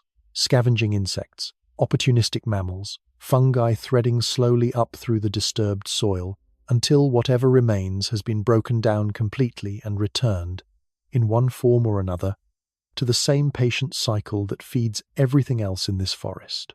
Further along the same stretch of forest, a second, younger Tyrannosaurus, likely no more than 4 or 5 years old, keeps a careful distance from the territory the older female has claimed as her own, aware, in whatever instinctive way an animal this young can be aware of such things, that a chance encounter with a fully grown adult of her own kind carries real risk rather than any guarantee of welcome. Animals this age tend to hunt smaller, quicker prey than the great herbivores their parents' generation specializes in, built leaner and faster themselves at this stage of life, not yet carrying the sheer bulk and bone-crushing bite strength that will eventually define them once they reach full maturity many years from now. It is a strange, almost paradoxical truth about an animal like this one that its most dangerous years, in terms of raw bite force and sheer physical power, still lie ahead of it, while its most vulnerable years, in terms of being hunted or outcompeted by larger members of its own kind,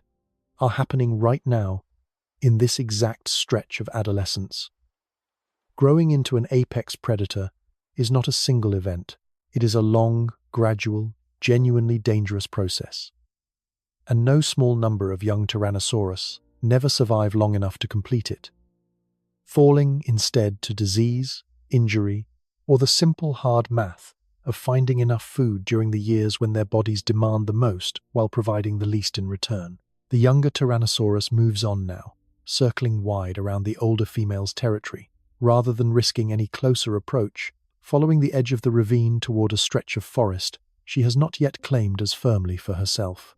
Her build is leaner than the mature female's, her skull proportionally longer and lighter, better suited for the quicker, more precise strikes needed to bring down the smaller, faster prey that still makes up the bulk of her diet at this stage of her life.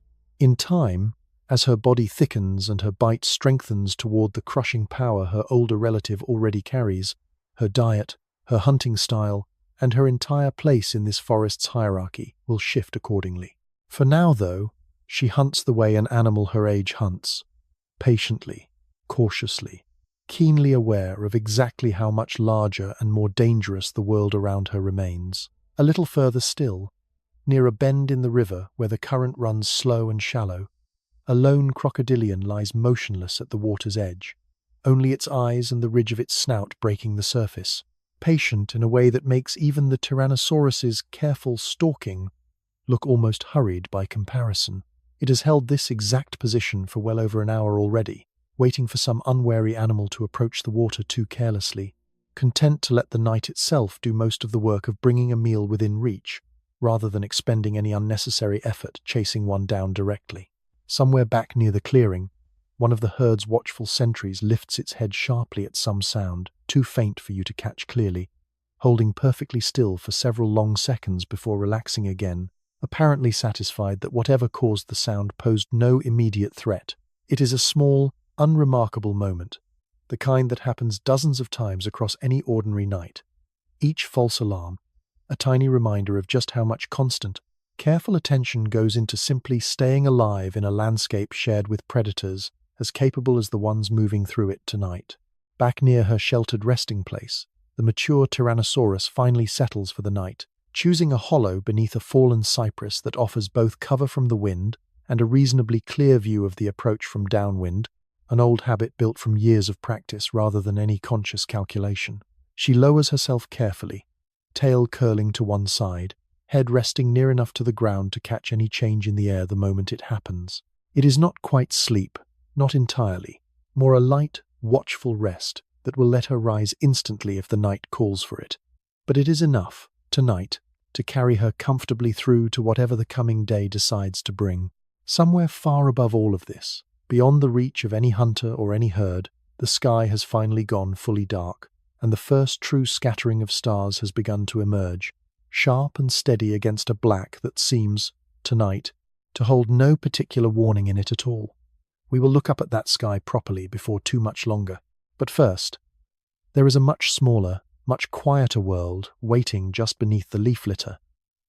One that most stories about this particular evening tend to forget to mention at all. Beneath the ferns, beneath the fallen logs, beneath the whole towering scale of everything we have walked through so far tonight, an entirely different world carries on at its own small, quick pace, mostly invisible, unless you know exactly where to look. A narrow burrow entrance, no wider than your two hands held together, opens quietly at the base of an old cypress root. And from it, cautiously, a small, sharp-nosed shape emerges into the moonlight, whiskers twitching, testing the air before committing fully to the open ground beyond. This is one of the multituberculates, by far the most common and most varied mammals sharing this forest tonight, though almost nothing alive later will remember their name. Roughly the size and general shape of a plump, modern rodent, with a long row of ridged, gnawing teeth at the front of its jaw, it moves with a quick, low-slung gait toward a fallen magnolia seed pod a short distance away, pausing every few steps to listen. It has survived this long, tonight and every night before it, by treating almost every sound as a potential warning, a habit that has served its ancestors well for longer than most of the larger animals in this forest have existed at all. Multituberculates like this one will go on to become, in terms of sheer variety, one of the most successful groups of mammals ever to exist, persisting for tens of millions of years, both before and after this particular evening, adapting into forms suited for burrowing, climbing, and foraging across an extraordinary range of habitats. Tonight, though, there is nothing especially remarkable about this one small individual. Simply a creature doing what its kind has always done, moving carefully through the dark in search of seeds and insects, alert for anything larger that might be interested in it instead. Not far away, along the muddy bank of a smaller tributary feeding into the main river, a considerably larger and bolder shape moves with far less caution. About the size of a small badger, thickly built, with a jaw considerably more powerful than its modest size might suggest, this is one of the metatherians, distant relatives of the pouched mammals that will, tens of millions of years from now, become far better known through their marsupial descendants. It is, by the standards of mammals living in this particular world, something close to a giant, and it has the confidence to match, moving along the bank with its nose low to the ground, following a scent trail with clear and deliberate purpose. That scent trail, tonight, leads toward a shallow depression in the sandy soil a short distance from the water, a nest, carefully hidden beneath a scattering of leaves, belonging to a much smaller reptile that will not be returning to it before morning. What happens next happens quickly and mostly out of sight, the kind of small, quiet tragedy that never leaves any dramatic trace behind. Simply one more thread folded back into the endless, ordinary business of survival that defines almost every hour of almost every night in a forest like this one. It is worth knowing, though it asks nothing more of you than simple awareness, that mammals sharing this world with the great dinosaurs were not always the timid, cowering creatures old illustrations once imagined. Some of them, like this one, were opportunistic, capable hunters in their own right, more than willing to take advantage of an unguarded nest whenever the chance presented itself. Elsewhere, in the same stretch of forest, a much smaller and far less bold mammal moves through the lower branches of a young magnolia, its long, grasping toes wrapping carefully around each thin twig as it climbs. This one is barely larger than your thumb, insect-eating, sharp-eyed, even in the dim light. And it belongs to a lineage that, if you traced its descendants forward, across an almost incomprehensible span of time, would eventually lead toward the earliest ancestors of primates. Creatures that will, tens of millions of years from now, give rise to monkeys, apes, and eventually to the very hands turning pages or tapping screens wherever this story is finally being told. Tonight, though, it is simply a small, quick shape in the branches, entirely unaware of anything it might one day become part of. It is a strange thing to consider, watching such a small, unremarkable animal move carefully through the dark, that the thread connecting this exact evening to your own began, in part, with creatures exactly this size, exactly this overlooked, surviving one ordinary night after another through nothing more dramatic than caution, quickness, and the willingness to stay small and stay hidden in a world built, in almost every visible way, for creatures far larger than themselves. Nearly every mammal moving through this forest tonight shares that same basic strategy. Staying small, staying quiet, staying active mostly after dark, when the larger, more dangerous animals of the daylight hours are less alert and less inclined to hunt something offering so little reward for the effort. It is not a glamorous way to survive, and it will not be remembered by most people who eventually study this world as anything particularly dramatic. But it works, patiently and reliably, across generation after generation, and there is a real chance, though nothing alive tonight could possibly know it, that this same quiet, unglamorous strategy of staying small and staying hidden will matter enormously to whichever animals are still moving through this forest, in some form, on the other side of whatever is coming. The insects, too, continue their own version of this same nighttime shift, some finishing the last of the day's work, others only now beginning theirs. Moths move in slow, looping patterns near a stand of flowering magnolia further along the riverbank, drawn by a scent too faint for you to notice, pollinating blossoms that will not fully open until well after the sun has gone down, timed deliberately across countless generations to catch exactly this kind of nighttime visitor, rather than the daytime bees and beetles the same tree relies on during earlier hours. Fireflies continue their quiet, cold conversation among the ferns, small chemical flashes of light produced deep within their bodies through a process that costs them almost no heat at all, a trick of biochemistry so effective that creatures far in the future will still be using nearly identical light-producing chemistry to study cells and diseases.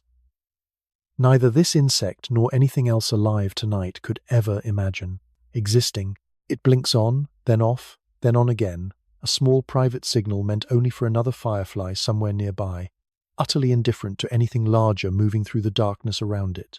A small lizard, quick and pale in the moonlight, darts across a fallen log and vanishes into a crack in the bark, chasing, or perhaps fleeing, something too small and too fast to identify clearly from any distance.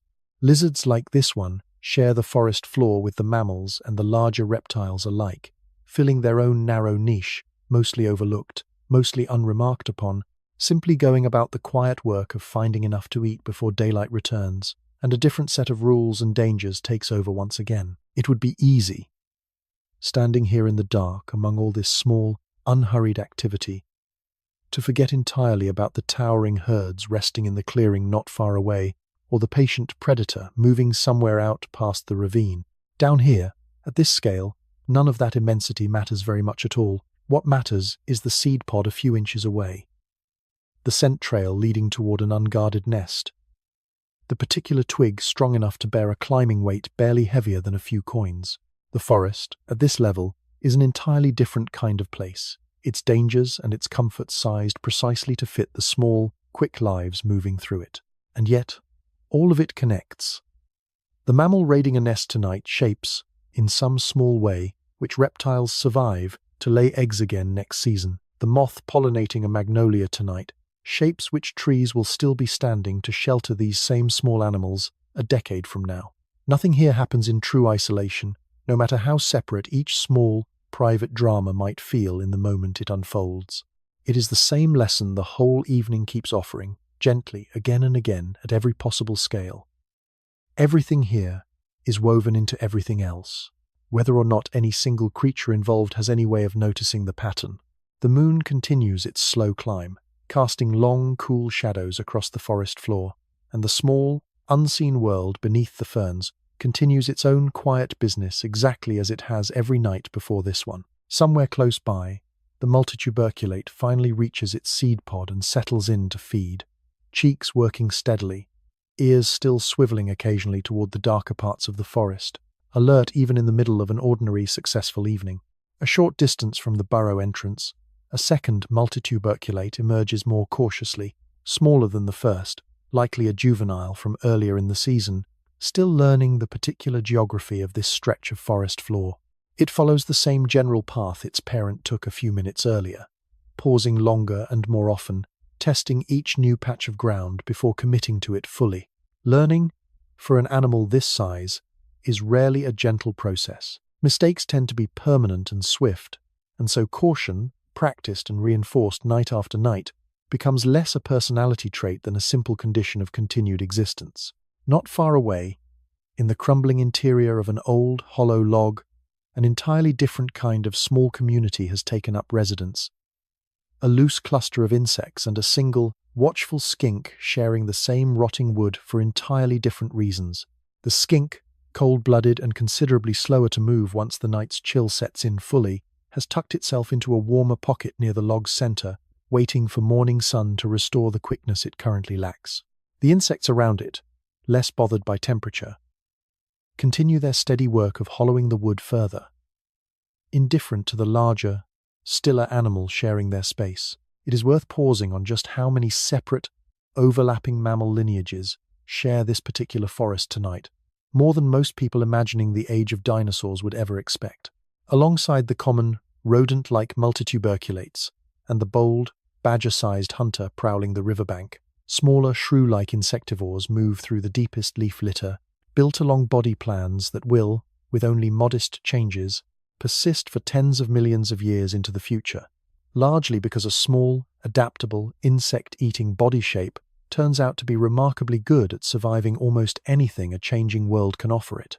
One particularly small and unremarkable mammal, easy to overlook even by the modest standards of this already modest caste, moves in short, careful bursts along a fallen branch, pausing to sniff at a cluster of beetle larvae before deciding against them and moving on. Its descendants, tens of millions of years from now, though this animal could never begin to imagine such a thing, will eventually give rise to a line that includes the earliest true primates, distant, almost unrecognizable ancestors of monkeys, apes, and eventually humans themselves. Tonight, though, it is simply a small, hungry, cautious animal, doing exactly what small, hungry, cautious animals have always done, quietly, without ceremony, in forests very much like this one. There is a pattern worth noticing in almost every mammal moving through this forest tonight. Different species, different sizes, different diets, but nearly all of them sharing the same basic preference for darkness over daylight. It is not simply coincidence. A night spent moving carefully through shadow, guided by smell and hearing more than sight, offers real protection from the sharper-eyed, more actively hunting reptiles that dominate so much of this world during daylight hours. Some of the very same senses being quietly refined tonight, in the dark, by animals nobody watching this forest would think to call remarkable, may turn out, in ways nothing alive tonight could possibly anticipate, to matter enormously to whichever descendants eventually inherit whatever world comes next. A dung beetle, distant relative of the ones working diligently beneath the Edmontosaurus herd earlier this evening, rolls a small, carefully shaped ball of material back toward its burrow, pushing steadily backward with its hind legs in a motion that looks, from any distance, both comically inefficient and, on closer inspection, remarkably well practiced. It has done this same task, in this same patient, methodical way, every night for as long as it has been capable of the work.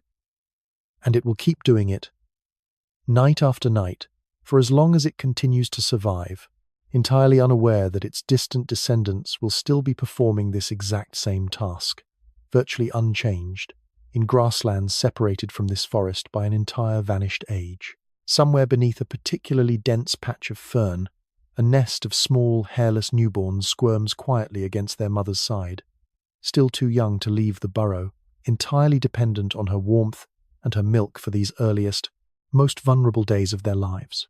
It is a strategy shared by very few animals in this forest besides the mammals, this particular combination of live birth, extended nursing, and close, sustained parental contact, a slower, more resource-intensive approach to raising young than the egg-laying, more independent strategies practiced by nearly everything else sharing this landscape. Slower does not mean worse, it simply means different. One more strategy among many, tested night after night against the same patient, indifferent standard that tests every strategy in this forest equally, whether or not it keeps enough young alive long enough to have young of their own.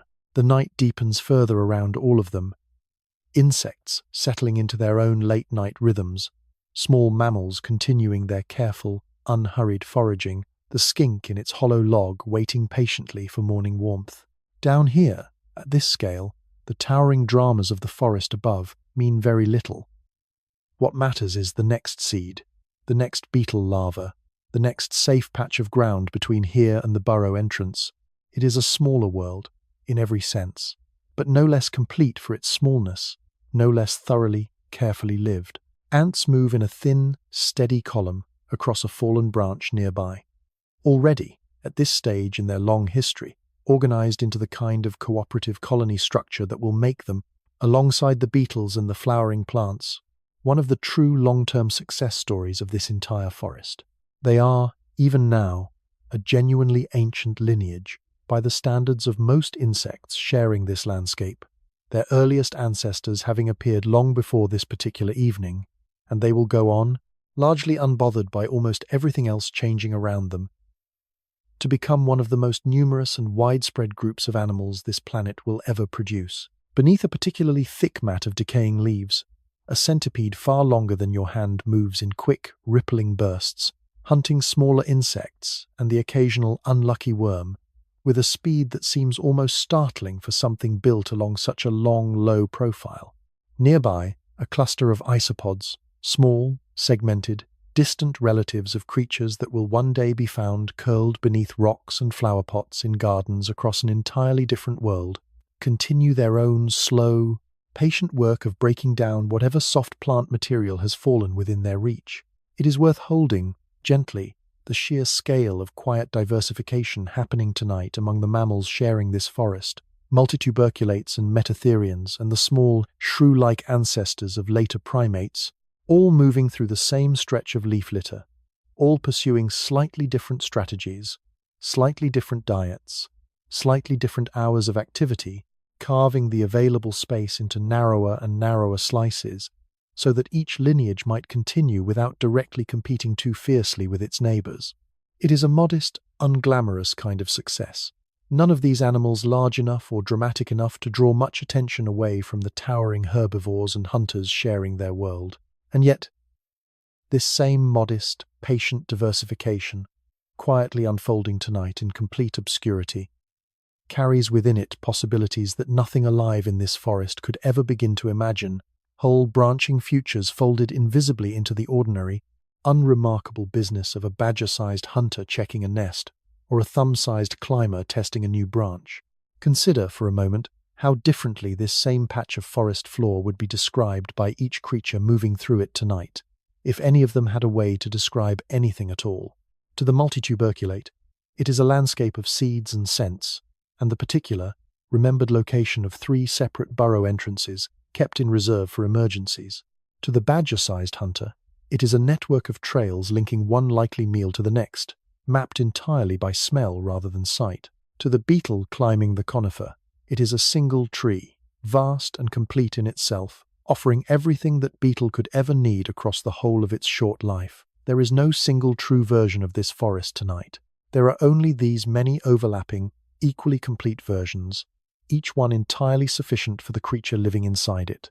The moon's light reaches even down here, in fragments, filtering through gaps in the canopy to lay pale, shifting coins of light across the leaf litter, bright enough that the small, careful eyes moving through this world can make some use of it, dim enough that it never overwhelms the deeper reliance on smell and hearing that governs so much of life at this scale. It moves slowly across the forest floor as the night wears on, tracing the same patient arc it traces every night, indifferent to whether anything below happens to be watching. Near the base of a particularly old, moss-covered stump, a small family of multituberculates has established what amounts to a modest, multi-chambered burrow, several interconnected tunnels leading to a slightly larger central space where the young, now well past their most vulnerable early weeks, sleep piled together for warmth during the coldest hours before dawn. The mother has already made several trips out and back tonight, each one adding to the small cache of seeds and insect fragments stored near the burrow's entrance, a modest pantry built up gradually against whatever mornings ahead might prove less generous than this one has been. It is a small, easily overlooked kind of foresight.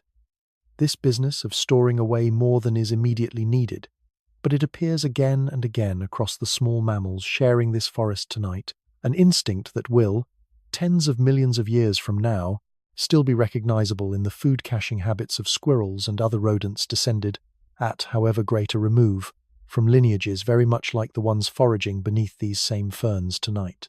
Planning ahead, in whatever limited sense a small mammal's mind can be said to plan, has clearly proven itself a durable, worthwhile habit across an extraordinary span of time. A moth larger than your open hand drifts silently past. Wings are soft, mottled brown that renders it almost invisible against the bark it eventually settles on, folding itself flat and still the moment it lands. Its caterpillar form spent the better part of the last several weeks feeding steadily on a single stand of ferns nearby, and it will spend whatever remains of its own adult life doing little more than seeking a mate and, eventually, a suitable place to lay its own eggs, completing a cycle that has repeated itself, essentially unchanged, for a span of time far longer than anything else moving through this particular patch of forest tonight. Deeper still beneath the surface, where no moonlight reaches at all, a network of ant tunnels extends further than any single observer could easily trace, chambers branching and rejoining, in a pattern built up gradually over many seasons of steady cooperative excavation. Somewhere within that dark, hidden architecture, a queen continues the patient work of producing the next generation of workers, entirely unaware of anything happening above her in the moonlit forest, her whole world contained within a few careful inches of soil and stone. The badger-sized hunter that raided the reptile nest earlier tonight has, by now, settled into a shallow den beneath the roots of a large fig tree, its stomach full, its posture relaxed in a way it rarely allows itself during the more active hours of the evening. It will rest here through the last stretch of true darkness, emerging again only once dusk returns tomorrow, following the same basic pattern that has carried it, and countless generations before it, safely through night after night in this same general stretch of forest. A small owl-like bird, feathered densely enough to move through the canopy in near total silence, drifts overhead on broad, rounded wings, hunting the same insects and small mammals that occupy so much of this forest's nighttime attention. Its face carries a distinctive forward-facing arrangement of feathers that helps funnel sound toward its ears with remarkable precision, allowing it to locate prey by hearing alone even in conditions too dark for sight to be of much use at all. It passes low over the multituberculate's burrow entrance without incident tonight. Continuing on toward a different, more promising stretch of forest, a short distance further along, it is worth pausing one final time on just how many separate, overlapping schedules this single patch of forest floor is quietly running at once tonight. Insects on one rhythm, mammals on another, the larger reptiles above them on yet another still, each one shaped by millions of years of trial and adjustment into exactly the pattern that keeps its particular kind of animal fed, safe, and reproducing successfully. None of these schedules were designed by anything. They simply accumulated, generation after generation, small adjustment after small adjustment, until they settled into the intricate, largely peaceful arrangement quietly humming along beneath your feet tonight. The multituberculate family, having finished their evening's foraging, has retreated fully back into the safety of their burrow now. The entrance sealed loosely with a scattering of leaves pulled in from outside, a small, simple gesture that nonetheless offers real protection against the chill and against any smaller predator that might otherwise be tempted to investigate too closely. Inside, curled together in the burrow's warmest chamber, they will pass the last, coldest hours of the night exactly as their kind has passed them for longer than almost anything else sharing this forest could ever hope to remember. It is worth taking one final, quiet look around this small, layered world before we rise back up toward the taller, more visible drama of the forest above. Every burrow entrance, every rebuilt web, every carefully hoarded cache of seeds represents its own small, complete act of preparation, made without any grand awareness of the future, simply because preparation, tested across countless generations, has proven itself worth the effort. None of these small creatures know they are part of anything larger than their own immediate, particular night. And yet, together, they form one of the most resilient, most quietly persistent layers of this entire ecosystem. The layer that will, whatever else happens, keep finding a way to continue. There is no reason for it to expect anything different from tomorrow night, or the night after that, or any of the countless ordinary nights it assumes. In whatever limited way a small mammal can be said to assume anything at all, still lie ahead of it. It has survived tonight. That has always been enough. And tonight, once again, it is. Wings over water. Where the forest finally gives way to the open water of the great inland seaway, the character of this evening changes again. The close, layered density of the trees replaced by a wide, wind-touched openness that stretches out under the moon toward a horizon you cannot quite make out in the dark. The air here smells different too, saltier, cleaner, carrying none of the warm mud and resin scent that clings to the forest a mile or so behind you. Standing at the water's edge, folding and refolding its enormous wings with slow, deliberate patience, is a creature that makes even the Tyrannosaurus deep in the forest seem almost modestly sized by comparison, at least in one particular dimension. A Quetzalcoatlus, one of the largest flying animals that will ever exist on this planet, stands as tall as a giraffe at the shoulder, its folded wings, if fully spread, reaching wider than the length of a small bus. And yet it is not, in this moment, flying at all. It is walking, stiff-legged and surprisingly agile, stalking along the shallows on all fours the way a heron might stalk a riverbank, hunting for small animals hidden in the mud rather than fish snatched from open water. That particular detail surprises almost everyone who first pictures an animal this size, imagining instead a creature built purely for soaring, wheeling endlessly over open ocean the way an albatross might. The truth turns out to be stranger, and, in its own way, more interesting. Animals like this one seem just as comfortable, and perhaps even more often found, walking purposefully across dry or marshy ground on their folded wing arms and hind legs, snapping up small reptiles, insects, or the unlucky hatchling that strays too far from a nest, before eventually launching themselves into the air only when the moment calls for it. Its head, long and toothless, tapers to a point sharp enough to spear prey with a quick, precise strike, and a long, stiff crest runs back from the top of its skull, catching a faint edge of moonlight as it turns to survey the shallows. Nothing about its movement tonight suggests any hurry.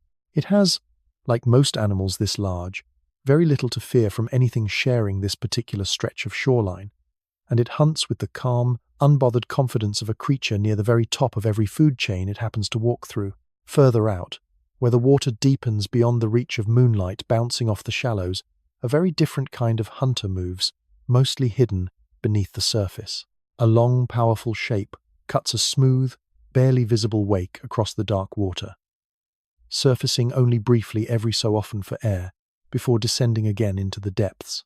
This is a mosasaur, a marine reptile more closely related, in a roundabout evolutionary sense, to monitor lizards and snakes than to anything swimming through the ocean today, grown here to a length that would dwarf almost anything sharing the water with it. Unlike the turtles resting in the shallow rivers back near the forest, this particular hunter has no need to return to land at any point in its life, not even to lay eggs.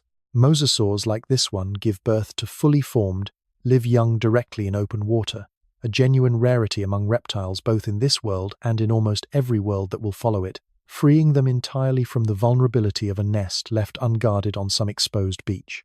It is one of the quieter, less celebrated advantages carried by an animal that already has very little else to worry about, patrolling these waters with almost nothing left alive in this particular sea, capable of seriously threatening it. Somewhere beneath that same dark water, moving with a slower, more deliberate grace, a long-necked shape drifts through a school of small fish, neck curving in a smooth, patient arc as it strikes. These long-necked marine reptiles have shared these seas for a very long time. Their peculiar build, small head, long sinuous neck, broad sturdy body, paddling limbs built more for gentle cruising than for the mosasaur's burst of speed, suited perfectly to a slower, steadier kind of hunting, patient enough to let dinner come to them rather than chasing it down directly. Closer to the surface, riding the gentle swell near the mouth of the river, a flock of toothed, diving birds bob together in a loose raft, occasionally slipping beneath the surface in smooth, practiced dives after fish moving through the shallows. Unlike the small, fish-snatching birds seen earlier along the marshy forest edge, these are built almost entirely for a life spent in water.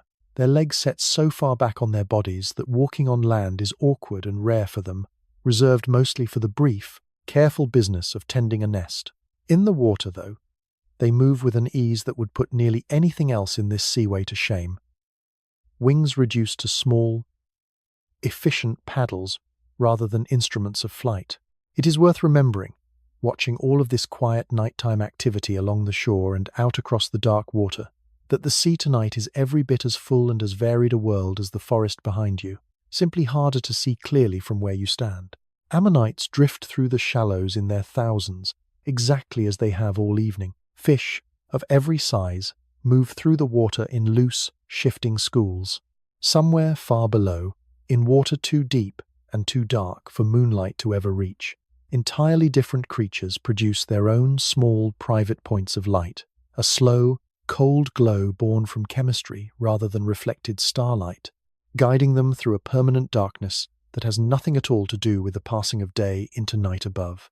Quetzalcoatlus lifts its head suddenly, some small movement in the shallows catching its attention, and with a single, quick, precise strike of that long, spear-like beak, secures whatever small creature made the mistake of surfacing at the wrong moment.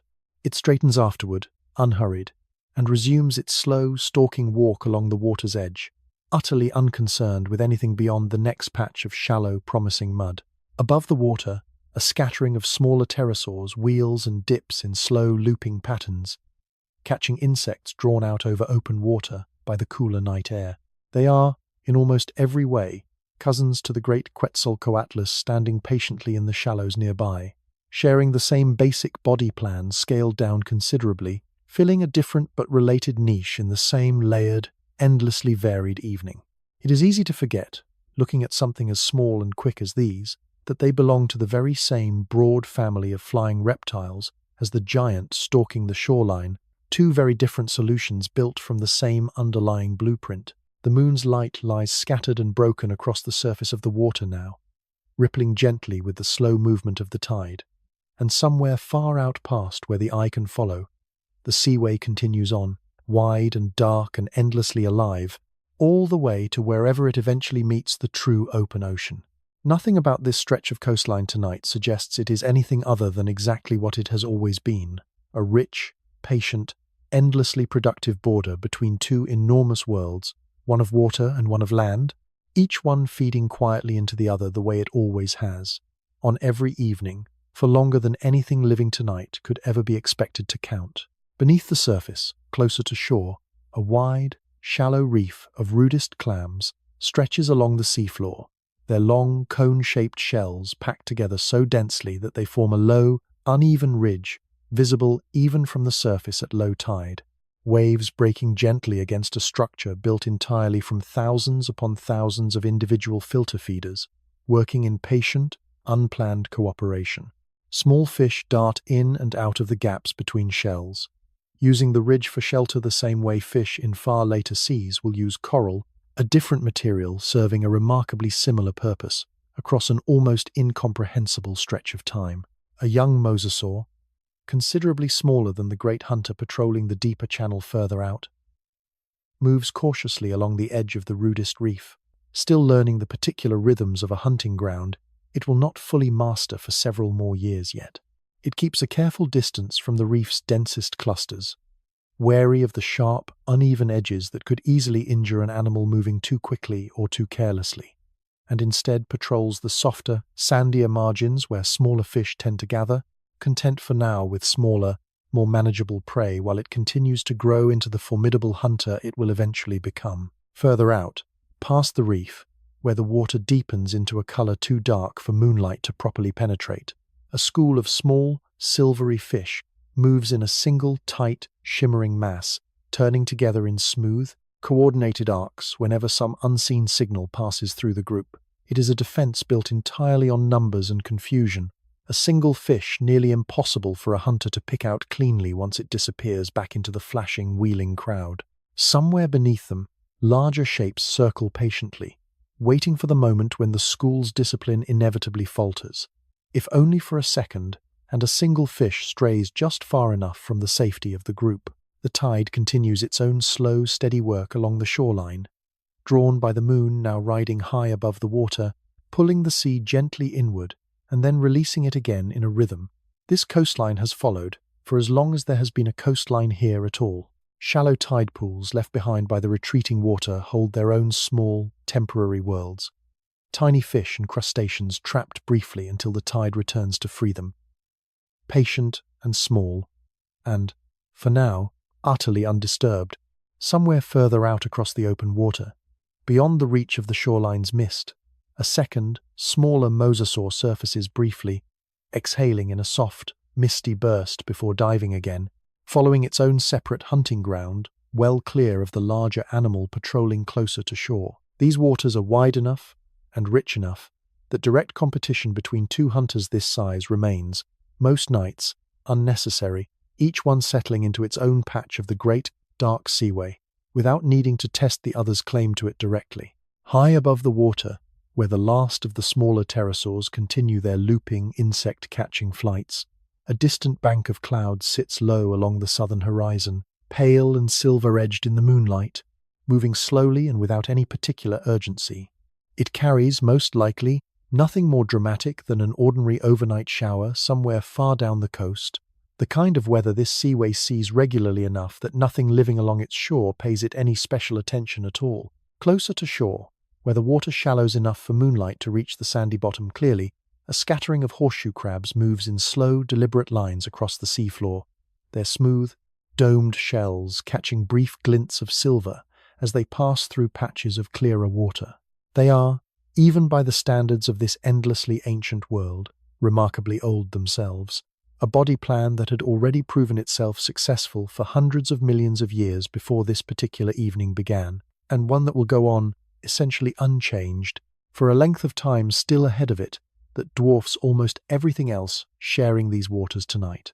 There is something quietly reassuring in a creature this patient, this unbothered by the passage of ages, continuing its same slow, methodical business exactly as it always has. A shark, moderate in size but unmistakably purposeful in its movement, cuts a wide, patrolling circle through the deeper water beyond the reef, drawn perhaps by the same faint scent trail that first caught the mosasaur's attention earlier in the evening. Sharks have shared these seas for an immense stretch of time already, refining the same basic, efficient design across hundreds of millions of years, with only minor adjustments, and they will go on refining it for a length of time, reaching so far beyond this particular night that almost nothing else swimming these waters tonight could hope to match it. Nearer the surface, a flock of the toothed diving birds resurfaces together after a long, coordinated dive. Water streaming off feathers built more for cutting cleanly through water than for flight. One of them holds a small, wriggling fish in its beak, tilting its head back in a smooth, practiced motion to swallow it whole before diving again almost immediately, barely disturbing the surface. These birds spend so much of their lives in water that their legs, positioned far back along their bodies for maximum swimming efficiency, leave them almost helpless on dry land, forced instead to rely on it only for the brief, vulnerable weeks each year when eggs must be laid and guarded on some isolated predator-free stretch of shoreline. An ammonite drifts past close enough to the surface that its coiled, patterned shell catches a clear line of moonlight. Spiraling chambers visible faintly through water this shallow and this clear. It has lived its entire life within this single, elegant shell, adding new chambers as it grew, sealing off the older ones behind it, carrying its whole history coiled quietly within its own body, in a way nothing else in this seaway quite manages. Long after this particular animal has died and settled into the soft sediment of the seafloor, its shell will remain there, slowly buried under layer after patient layer, waiting, in a manner of speaking, for a future it could never imagine and will never need to. Far below all of this activity, deeper than moonlight can reach, deeper even than most of the larger hunters patrolling tonight's shallower waters ever bother to go, an entirely different community continues its own permanent, lightless existence, creatures adapted so completely to total darkness that they would find even the dimmest moonlit shallows uncomfortably blindingly bright. Down there, cold and slow and patient, life continues exactly as it always has, entirely disconnected from anything happening above it, following its own rhythms rather than the sun's or the moon's. Along a narrow stretch of beach where the forest finally meets open sand, a handful of sea turtles have hauled themselves ashore earlier tonight, moving with a slow, effortful determination entirely unlike their smooth grace in open water, to dig nests of their own well above the reach of the tide. One remains now, patting the sand carefully back over her buried clutch with her hind flippers. An act repeated with only minor variation by turtles both larger and smaller than her, in seas both larger and smaller than this one, for a stretch of time so long that it predates even the earliest dinosaurs by a considerable margin. She will finish soon, and return to the water without a backward glance, trusting the sand and the season and the sheer number of eggs she has left behind to do the rest of the work without her. It is a strategy shared with the turtles resting quietly in the rivers back near the forest. Though carried out here on a grander, more exposed scale, open sand rather than a hidden riverbank, larger clutches laid less frequently but scattered across greater distances. Both approaches trace back to the same fundamental reptilian pattern: laid eggs, minimal or entirely absent parental oversight after the laying is finished, success measured across dozens of attempts rather than guaranteed within any single one. It has worked well enough, for long enough, that neither species shows any particular sign of needing to change it. The horizon out past the open water carries the faintest suggestion of a different kind of light now. Not sunrise, still hours away, but the strange, cold shimmer that sometimes plays across very clear, very dark skies far from any other light source, a subtle brightening and dimming along the edge of vision that most creatures moving through this night barely register at all, too faint and too slow to compete with anything more immediate happening closer to the ground. A pod of small, dolphin-like marine reptiles, quite unrelated to true dolphins despite the passing resemblance, breaks the surface briefly further out in open water, several sleek shapes rising and diving together in smooth, practiced rhythm before vanishing again beneath the swell. They hunt cooperatively in a manner not entirely unlike the coordinated hunting suspected of the raptors back in the forest, several individuals working together to herd schools of smaller fish into tighter, more manageable groups. It is one more small reminder that cooperation, in one form or another, keeps surfacing again and again across this evening, in water and on land alike, wherever it happens to offer enough advantage to be worth the trouble of coordinating. Closer to shore, in the shallowest, warmest part of the water, where the seafloor is soft enough to dig into easily, a colony of burrowing shrimp continues its endless work of tunneling and retunneling the sand, their small excavations aerating the seafloor in ways that will, cumulatively, over countless seasons, help keep this stretch of shallow water healthy and productive for everything else relying on it. Nobody watching tonight would think to credit a shrimp with maintaining an entire ecosystem. And yet, in its own small, patient way, that is not so very far from what is happening here, one tiny excavation at a time. Further along the shoreline, where a shallow tidal creek winds inland before rejoining the main body of the seaway, a heron-like wading bird stands motionless in the shallows, one leg drawn up beneath it, waiting with the same patient, coiled stillness that its much later relatives will practice in wetlands, separated from this one by an entire vanished age.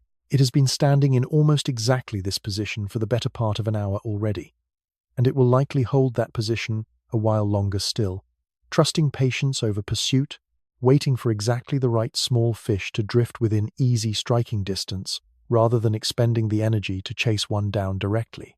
The moon, well past its highest point now, lays a long, rippling path of pale light across the open water, stretching from somewhere near the horizon, all the way to the shallows, where the heron-like bird continues its patient vigil. It is the kind of light that seems, if you watch it long enough, almost to breathe with the gentle rise and fall of the tide beneath it, brightening and dimming in a slow, hypnotic rhythm that has, on countless other nights across countless other shorelines, helped ease exactly this kind of tired mind toward exactly this kind of restful sleep. It is worth remembering, standing at the edge of this wide, dark water, that the seaway itself will not last forever, not in any form recognizable as this one. Millions of years from tonight, the land will rise, the water will retreat, and this entire wide, warm, inland sea will become something else entirely. Dry plains, rolling hills, places where a very different kind of creature will one day dig into the ground and find, preserved in careful layers, the shells and bones and footprints of everything that once called this water home. But that transformation belongs to a future so distant it holds no weight here tonight. A future that means nothing at all to the ammonite drifting past, or the shrimp tunneling patiently through the sand, or the heron-like bird holding its long, careful vigil at the water's edge. Somewhere along the northern reach of this same seaway, far beyond anything visible from where we stand tonight, a different stretch of coastline is experiencing this same ordinary night in its own slightly different way, cooler perhaps, or drier, or home to species arranged in a slightly different balance than the ones gathered here. The seaway is long enough, and varied enough along its length, that no single evening looks quite identical from one end of it to the other, each stretch of shoreline running its own local version of the same broad, patient rhythm shared by the whole. A final scattering of fish rises briefly near the surface, not far from shore, drawn by some late insect hatch stirred up by the cooling night air, breaking the water's calm with a series of small, quick ripples before settling again into stillness. It is a small, easily missed moment, over almost as soon as it begins, and utterly unremarkable by the standards of everything else this wide, layered evening has already offered.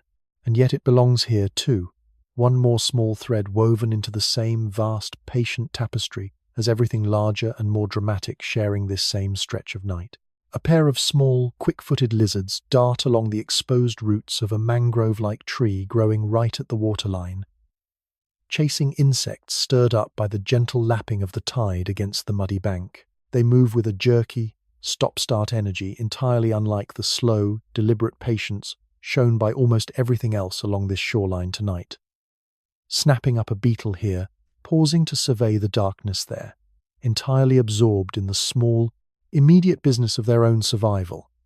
Neither one pays the slightest attention to the vast, layered world of migrating herds and drifting ammonites and slow, patient hunters extending in every direction around them. Their world, tonight, is exactly as large as the next few feet of exposed root, and not 1 inch larger. Further along a scattering of small, crab-like creatures emerges cautiously from their burrows, now that the worst heat of the day has fully passed, sidling across the damp sand in search of whatever the retreating tide has left behind. They are wary, quick to vanish back into their burrows at the faintest hint of larger movement nearby, and they will spend only these cooler, safer hours foraging before retreating fully underground again once daylight and its attendant dangers return. It is worth pausing one final time before we leave this stretch of coastline on just how much of tonight's activity along the shore depends entirely on this particular, unglamorous boundary between land and water, neither fully one world nor fully the other, but a rich, productive seam where the resources of both overlap and mingle. Almost nothing thrives quite so abundantly as the life crowded along an edge like this one. And almost nothing here tonight, from the smallest crab to the largest mosasaur patrolling the deeper channel, would fare nearly as well without this particular, endlessly generous meeting point between the sea and the land. The tide has turned once more while we lingered here, beginning its slow retreat back out toward open water, drawing the mist along with it in slow, trailing wisps that catch and scatter the last of the moon's high, silvery light. Small pools left behind in its wake will hold their own brief, temporary worlds until the tide returns again in a few hours. Tiny fish and crustaceans waiting out the interval, much the way everything else in this landscape waits out whatever interval it happens to find itself within, patiently, without complaint, trusting the pattern to hold exactly as it always has. It is worth turning back toward the forest now, and toward the sky rising above it, because there is still a great deal of this ordinary night left to witness. And the stars, by now, have finally had time to gather in full above the tree line, patient and steady, exactly the way they gather above every ordinary evening on this endlessly turning world. A little way inland from the seaway, on a low, sandy rise well above the reach of any flood, lies a nesting ground that has been used, season after season, for longer than any single animal returning to it could possibly remember on its own. Dozens of shallow, bowl-shaped depressions dot the sandy soil, some freshly made this season, others older, half-collapsed, softened by rain and time into gentle dimples in the ground. It is a place returned to, not because any individual animal recalls it specifically, but because something deeper and older than memory, an instinct passed down through countless generations, draws each new mother back to the same general stretch of safe, well-drained ground her own mother likely chose before her, and her mother before that, stretching back further than anyone could ever trace. Tonight, most of the nests here are quiet, their eggs already hatched earlier in the season, the young long since grown large enough to travel with the main herd rather than remain close to this vulnerable, exposed rise. But a few later nests remain, tended carefully, covered with a thick layer of decaying vegetation and sand that traps the day's heat and slowly releases it through the cooler hours of night, keeping the eggs beneath at a steady, gentle warmth without any parent needing to sit directly on top of them the way a bird might. It is a patient, indirect kind of care, built entirely on choosing exactly the right ground and exactly the right covering, then trusting the whole quiet machinery of the nest to do the rest of the work on its own. Even so, trust does not mean absence. Not far from the nests, several adult duck-billed dinosaurs move in slow, watchful circuits around the perimeter of the nesting ground, alert to anything that might wander too close with the wrong intentions. It is exactly this kind of ongoing, active vigilance, found again and again in nesting sites studied from layers both slightly older and roughly contemporary with this particular evening, that first convinced people, many tens of millions of years from now, that dinosaurs were nothing at all like the cold, indifferent reptiles they had once been imagined to be. These are, in every meaningful sense, devoted parents, returning to the same ground year after year, prepared to defend it, patient enough to wait weeks for eggs to hatch, and additional weeks after that, before the hatchlings are ready to leave. It is worth remembering, too, that not every young animal in this world looks or behaves anything like the adult it will eventually become. Hatchlings emerging from nests like these often carry proportions strikingly different from their parents. Larger eyes relative to their skulls, softer, more delicate builds, sometimes even different diets entirely in their earliest weeks of life before gradually shifting toward whatever their adult bodies will eventually be built to eat. A single nesting ground like this one, in a very real sense, holds within it several entirely different creatures across a single species' lifetime, each one adapted to the particular dangers and opportunities of its own narrow stage of growth. Beyond the nesting ground, further out across the wide floodplain stretching south along the seaway, faint trackways pressed into softened mud months earlier tell their own quiet story, one that will not fully reveal itself until it is studied, layer by careful layer, an unimaginable span of time from now. Long, parallel lines of footprints, adult-sized tracks running alongside noticeably smaller ones, mark the path of a herd that passed through this exact stretch of ground earlier in the season, moving with clear, deliberate purpose rather than the scattered wandering of animals simply grazing at random.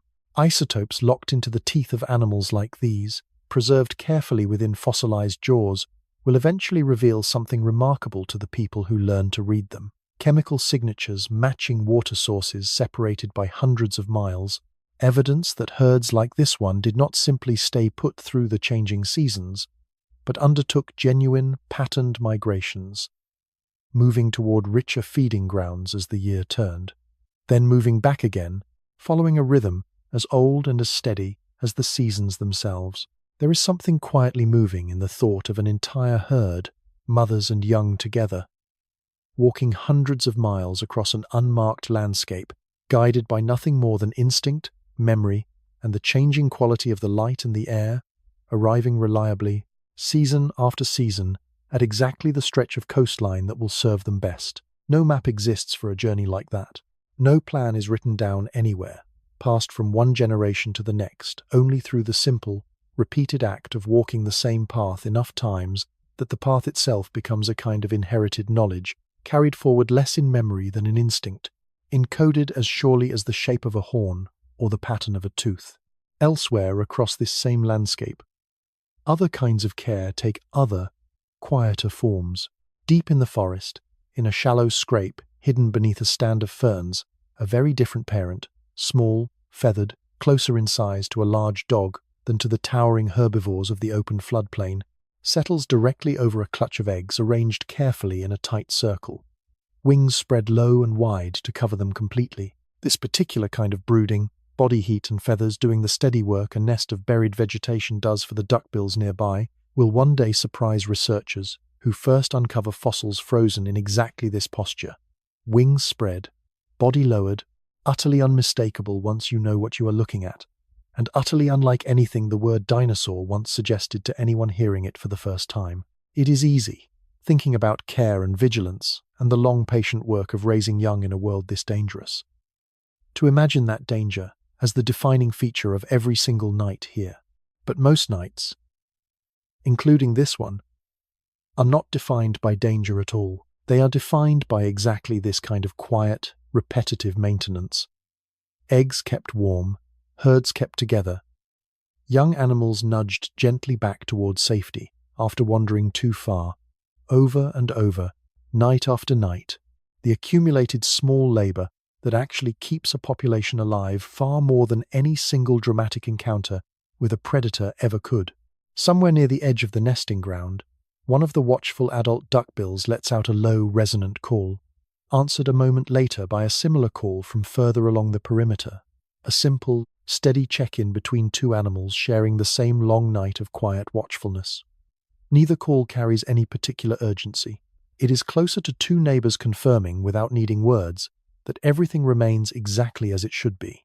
The moon has climbed high now, casting the whole nesting ground in pale, even light, softening the sandy rise and its scattered depressions into something that looks, from a slight distance, almost peaceful enough to be mistaken for empty.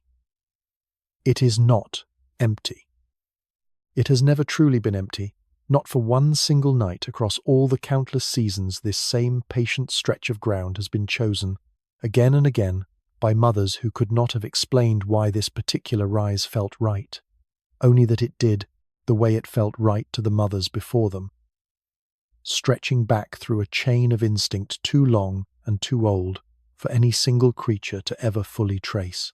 There is a particular kind of comfort in rhythms this old, this deeply worn into the behavior of an entire population, They do not depend on any single individual remembering anything correctly. They persist because they work, because animals that followed them tended to survive a little more often than animals that didn't, generation folding quietly into generation until the rhythm itself becomes something close to inevitable. Something that will keep repeating night after night, season after season, for as long as the world underneath it continues offering the same basic conditions that first allowed it to take root. Tonight, those conditions hold, exactly as they have held for longer than anyone or anything here could ever be expected to know. The nests stay warm. The watchful parents keep their slow circuits. The herd's remembered path waits, quiet and unmarked, for the next season's migration to retrace it once again. Nothing here asks to be noticed as anything other than ordinary. And so, for one more night, it simply continues being exactly that. Not far from the duckbill nesting ground, along a rocky outcrop overlooking the seaway, an entirely different kind of colony has claimed its own patch of ground for the season. Dozens of pterosaurs, smaller cousins of the great Quetzalcoatlus still stalking the shallows below, have gathered here in tight, noisy clusters, their own nests tucked into shallow scrapes among the rocks, close enough together that the whole outcrop hums faintly with the settling, shifting sounds of a crowded colony even this deep into the night. Colonial nesting like this offers its own version of the safety the duckbills find in numbers, dozens of watchful parents rather than one or two, better odds that any approaching danger will be noticed early enough for the whole colony to react together. A single pterosaur chick, still too young to do much more than stumble a few clumsy steps from its nest, lets out a thin, reedy call, quickly answered by an adult landing beside it with a fish held carefully in its beak. The exchange is brief, practiced, wordless in any sense you might recognize, and yet unmistakably an act of care. One animal providing for another with no expectation of anything returned except, eventually, a fully grown offspring capable of doing the same for its own young one day.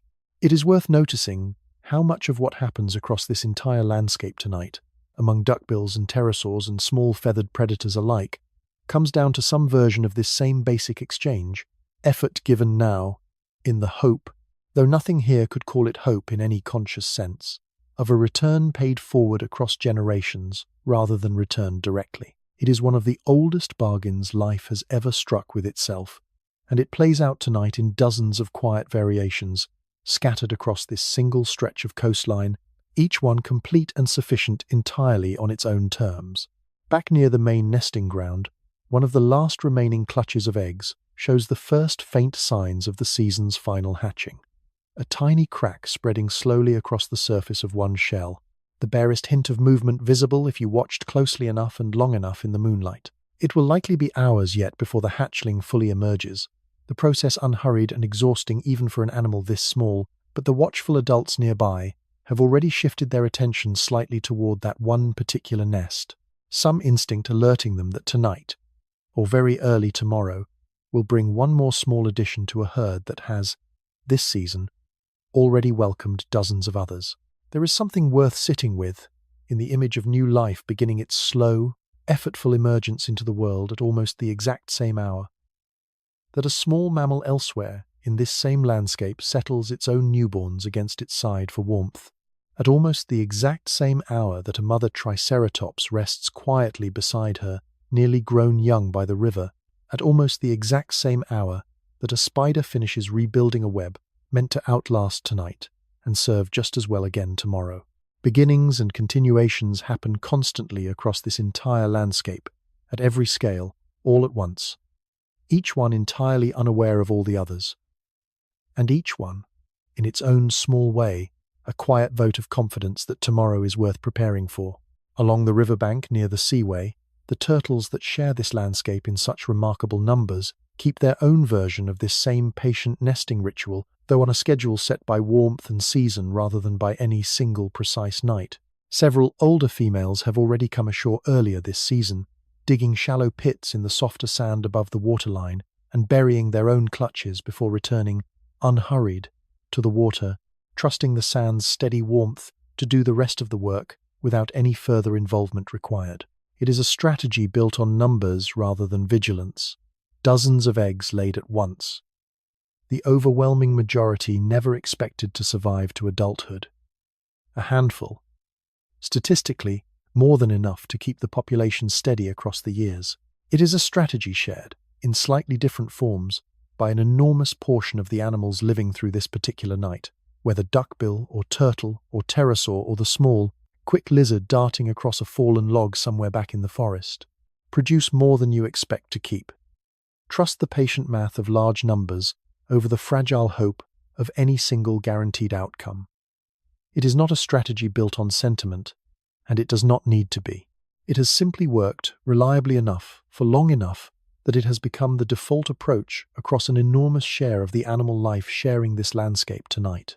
Somewhere above the pterosaur colony, a lone adult circles once before, settling back onto the rocky outcrop beside its nest. Wings folding with the same slow, careful precision every one of its movements seems to carry. The colony settles further into its nighttime quiet. The earlier chorus of chicks and returning parents, fading gradually into something closer to a low, steady murmur, punctuated only occasionally by a single call answered somewhere else along the rocks. It is worth noting how differently this same instinct for care expresses itself across such different bodies and different lives. The pterosaur parent flies for miles to bring back a single fish. The duckbill mother buries her clutch beneath warm sand and trusts the ground itself to finish the work. The small mammal nurses her young directly, body to body, for weeks on end. The turtle abandons her eggs entirely within minutes of laying them, trusting numbers rather than presence. None of these approaches is more correct than any other. Each one simply represents whatever balance of effort and risk has, across countless generations, proven itself worth repeating for that particular kind of animal, in that particular kind of body, facing that particular set of dangers. Somewhere in the deeper part of the forest, well beyond the nesting grounds, a very different kind of continuity is quietly unfolding. An old cypress, its trunk wider than 3 grown men standing shoulder to shoulder, drops a fresh scattering of seeds into the soft mud at its base. Seeds it has been producing, in some form, for well over a century already, adding one more small contribution to a forest floor already thick with the accumulated legacy of countless seasons before this one. Trees keep their own kind of patient, rooted vigil over this landscape, offering shelter and shade and food to generations of animals that live and die many times over within a single one of these old trees' lifetimes. That same old cypress has already outlived several generations of the smaller mammals sharing its roots, several full cycles of the insects that nest in its bark, and will very likely outlive the young Triceratops resting near the river tonight as well. Animals whose entire lives, however impressive they might seem, measured against a single human lifetime, amount to little more than a passing season against the patient, accumulating decades of a tree like this one. It is a different, slower kind of continuity than the nesting grounds and migration routes we have walked through tonight. Less about repeated behavior, passed between generations, and more about simple, stubborn persistence, one living thing quietly outlasting almost everything that depends on it. Nearby, a younger cypress, no more than a decade or two old, stands in the gap left by an ancestor that fell years earlier, already reaching a respectable height of its own, drawing on nutrients released back into the soil by its predecessor's slow decay. Forests like this one are, in this sense, never truly static, always some trees falling while others rise to take their place, the whole canopy shifting gradually over decades in ways too slow for any single evening to reveal, though the pattern, given enough patience, becomes unmistakable. It is worth ending this particular stretch of the night here, among trees old enough to have witnessed thousands of evenings exactly like this one, standing steady and rooted while herds gather and disperse beneath their branches, while hunters pass through and move on, while small mammals are born and grow old and are replaced by their own young, generation folding quietly into generation, the trees themselves the one constant thread holding the whole slow, patient pattern together. A soft wind moves through the upper branches of the old cypress, releasing a light scattering of loose needles that drift down slowly through the layered dark, settling silently among the ferns below. Somewhere beneath that same canopy, the nesting ground remains quiet and undisturbed, the watchful duckbill parents still keeping their slow, steady circuits, the sandy rise holding its scattered clutches exactly as warm and exactly as safe as it has held them every night this season. There is a particular satisfaction available in simply cataloguing, one more time, everything this landscape has managed to hold in careful balance across a single ordinary night. Nests kept warm without any need for constant vigilance, migrations remembered without any map, colonies built on trust between dozens of individuals who could never verify that trust directly, old trees quietly supporting entire generations of animals that will never know how much they depended on something so patient and so rooted. None of it required intention in any sense a mind would recognize. It simply worked. The way patterns that have been tested across countless repetitions tend to work, reliably, quietly, without any fanfare at all. A few of the smaller nesting duckbills, hatched only weeks earlier this same season, have begun venturing slightly further from the central nesting ground than they might have dared even a few nights ago, testing the edges of their own growing confidence under the watchful, tolerant eyes of the adults nearby. It is a small, ordinary kind of bravery, the sort that happens thousands of times across a single season without anyone, human or otherwise, ever thinking to remark on it. And yet it is exactly this kind of small, repeated bravery, tested and repeated across generation after generation, that gradually turns a fragile hatchling into a fully capable adult. Somewhere near the edge of the nesting ground, an older duckbill, likely well past its own breeding years by now, moves with a slower, more deliberate gait than the animals actively tending nests nearby. Its role in the herd shifted gradually over the years, from active parent to something closer to an experienced elder, present less for direct care, and more for the simple, steadying weight of long experience. Herds like this one benefit, in ways not always easy to measure directly, from carrying a few such older individuals within them, animals whose accumulated memory of past seasons, past dangers, and past migrations adds a kind of institutional knowledge that younger members of the herd have not yet had the chance to earn for themselves. Not every act of care tonight involves eggs or hatchlings directly. Along the edge of the nesting ground, two adult duckbills stand close together, occasionally lowering their heads to nibble gently at each other's neck and shoulders, removing insects and loose bits of shed skin in a slow, careful ritual that seems to serve as much for comfort and bonding as for basic hygiene. It is a small, quiet gesture, easy to overlook amid everything larger happening across this landscape tonight. And yet it speaks to something worth noticing, that even animals this size, this heavily armored, this capable of violence when violence is called for, also make space, regularly, for something gentler. Not far from the nesting ground, a small family group of Thescelosaurus, the same swift, alert little herbivores we met grazing earlier near the main clearing, has bedded down together in a shallow depression beneath a stand of ferns, adults arranged in a loose ring around several younger animals tucked safely into the center.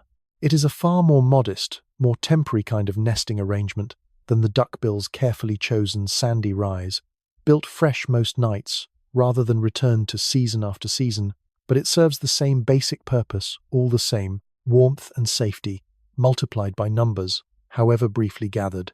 A pterosaur chick near the edge of the rocky colony, slightly larger and more coordinated than its nestmates, makes its first genuinely successful short flight tonight, wobbling awkwardly through the air for a distance of perhaps 20 feet before landing in an ungainly heap a short distance from where it started.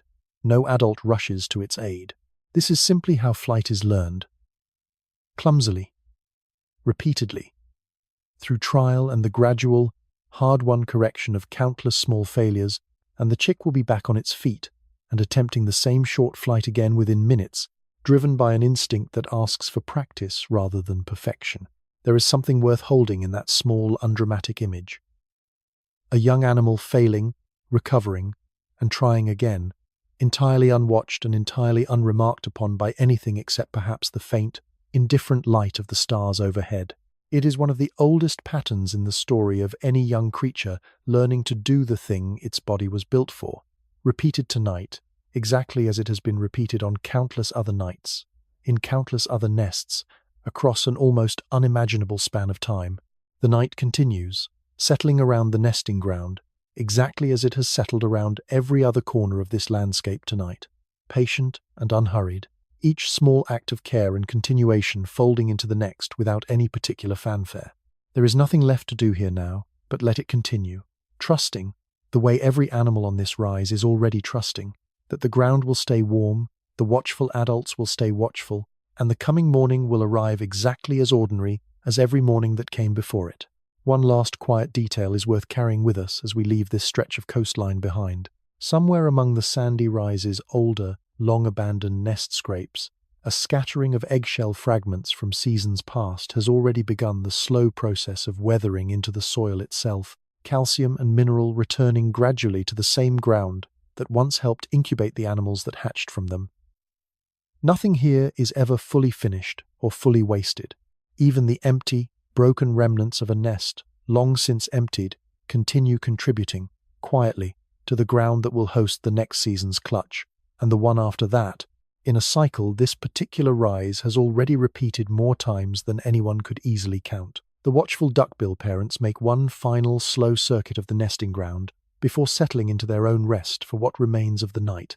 Satisfied, in whatever sense an animal like this can be said to feel satisfaction, that everything beneath their care remains exactly as safe and as warm as it was an hour ago. It has been, by every measure available to them, an entirely successful night, and there is nothing left to do now but rest alongside everything they have spent it protecting, trusting the same quiet, patient rhythm to carry all of them safely through to morning. Above the tree line now, fully clear of the last low clouds that clung to the horizon at sunset, the sky has opened into something vast and steady and entirely unbothered by anything happening beneath it. There is no glow of distant cities to soften the darkness here, no scattered light of any kind competing with the stars. And so they gather in a density that would astonish almost anyone used to a modern night sky, layer upon layer of faint, distant points filling in the spaces between the brighter, more familiar ones, until the whole dome above the forest seems dusted with something closer to fine powder than to individual, countable stars. The band of the Milky Way arches directly overhead tonight, a pale, luminous river of light, stretching from one horizon to the other. Made up, though nothing alive down here could ever grasp this fact directly, of billions of stars too faint and too distant to resolve individually, blurring together into that soft, continuous glow. It has looked very much like this, from this same patch of forest, for longer than the forest itself has existed in its current form, and it will go on looking very much like this for a very long time still to come, entirely unconcerned with whatever happens to any particular species watching it from below on any particular night. If you trace the shapes of the brighter stars carefully, you would notice, though only if you already knew this sky intimately from a much later century, that the patterns are not quite the ones you might expect. Stars drift slowly across the sky over immense stretches of time, each one following its own private path through the galaxy. And over the 66 million years separating this night from a much later one, those slow, patient drifts add up to real, noticeable differences. Some familiar constellations would look faintly stretched or skewed tonight, their brightest stars sitting just slightly out of place compared to the shapes you might otherwise recognize, a small, quiet reminder that even the sky itself is not truly fixed, only fixed enough, within any single lifetime, to feel that way. There is something worth sitting with, quietly, in the light reaching your eyes from the very brightest and most distant of these stars tonight. Some of that light began its journey long before this particular evening, long before the seaway existed in its current shape, long before the first true dinosaurs walked any shore at all, traveling steadily across the emptiness between stars for millions of years before finally arriving here, on this one ordinary night, to fall gently across a forest full of animals, with absolutely no way of knowing how old the light settling on their backs and their scales and their feathers truly is. Every so often, a brief streak of light cuts across a small section of the sky. There, and gone in less than a second, a tiny fragment of rock or ice burning up high in the atmosphere after a journey through space that, in its own much smaller way, mirrors a much larger one still unfolding somewhere far beyond what any eye tonight could hope to see. These small, frequent flashes are nothing unusual. They happen on ordinary nights across this entire world, a slow, gentle rain of tiny debris that the atmosphere handles easily, burning each fragment away long before it could ever reach the ground below. Somewhere out past the orbit of the nearest planets, far beyond anything visible to any eye on Earth tonight, a considerably larger fragment of rock continues along a path it has been following for a very long time, curving slowly through the solar system on a trajectory that happens, purely as a matter of orbital mechanics, to intersect with the orbit of this particular planet at almost exactly this particular point in its journey around the Sun. It carries no intention in any sense a mind could recognize. It is simply a rock, roughly the width of a modest city, following the same basic physical laws that govern every other object drifting through this solar system, indifferent to what lies at the far end of its path. Even if some creature alive tonight possessed eyes capable of searching the correct patch of sky with perfect precision, there would be nothing meaningful to see. At this distance, and at this stage of its long approach, it remains nothing more than the faintest possible point, utterly indistinguishable from any of the countless other faint points scattered across the same stretch of darkness, carrying no visible warning, no dramatic glow, no sign whatsoever that would separate it, to any observer, from the ordinary backdrop of an ordinary night. It will not become anything resembling a visible, dramatic object in this sky until very close to the final moment of its long, patient journey. And that moment, whatever it eventually holds, still lies some hours beyond the edge of the night we are walking through together right now. It is worth resisting gently any urge to feel this fact as ominous. Nothing about a distant point of rock somewhere beyond the reach of any eye changes a single thing about how this particular evening actually feels to anything living through it. The Edmontosaurus herd continues resting exactly as it was resting an hour ago. The Tyrannosaurus continues her slow, patient circuit through the darker part of the forest. The small mammals continue their careful foraging beneath the ferns. Nothing about their experience of tonight has been altered in any way by a fact none of them could ever access, and there is no reason for you to carry any weight on their behalf that they are not, themselves, carrying. There is, if anything, something quietly remarkable rather than frightening in the sheer, patient scale of what is unfolding here, entirely separate from anything happening at ground level.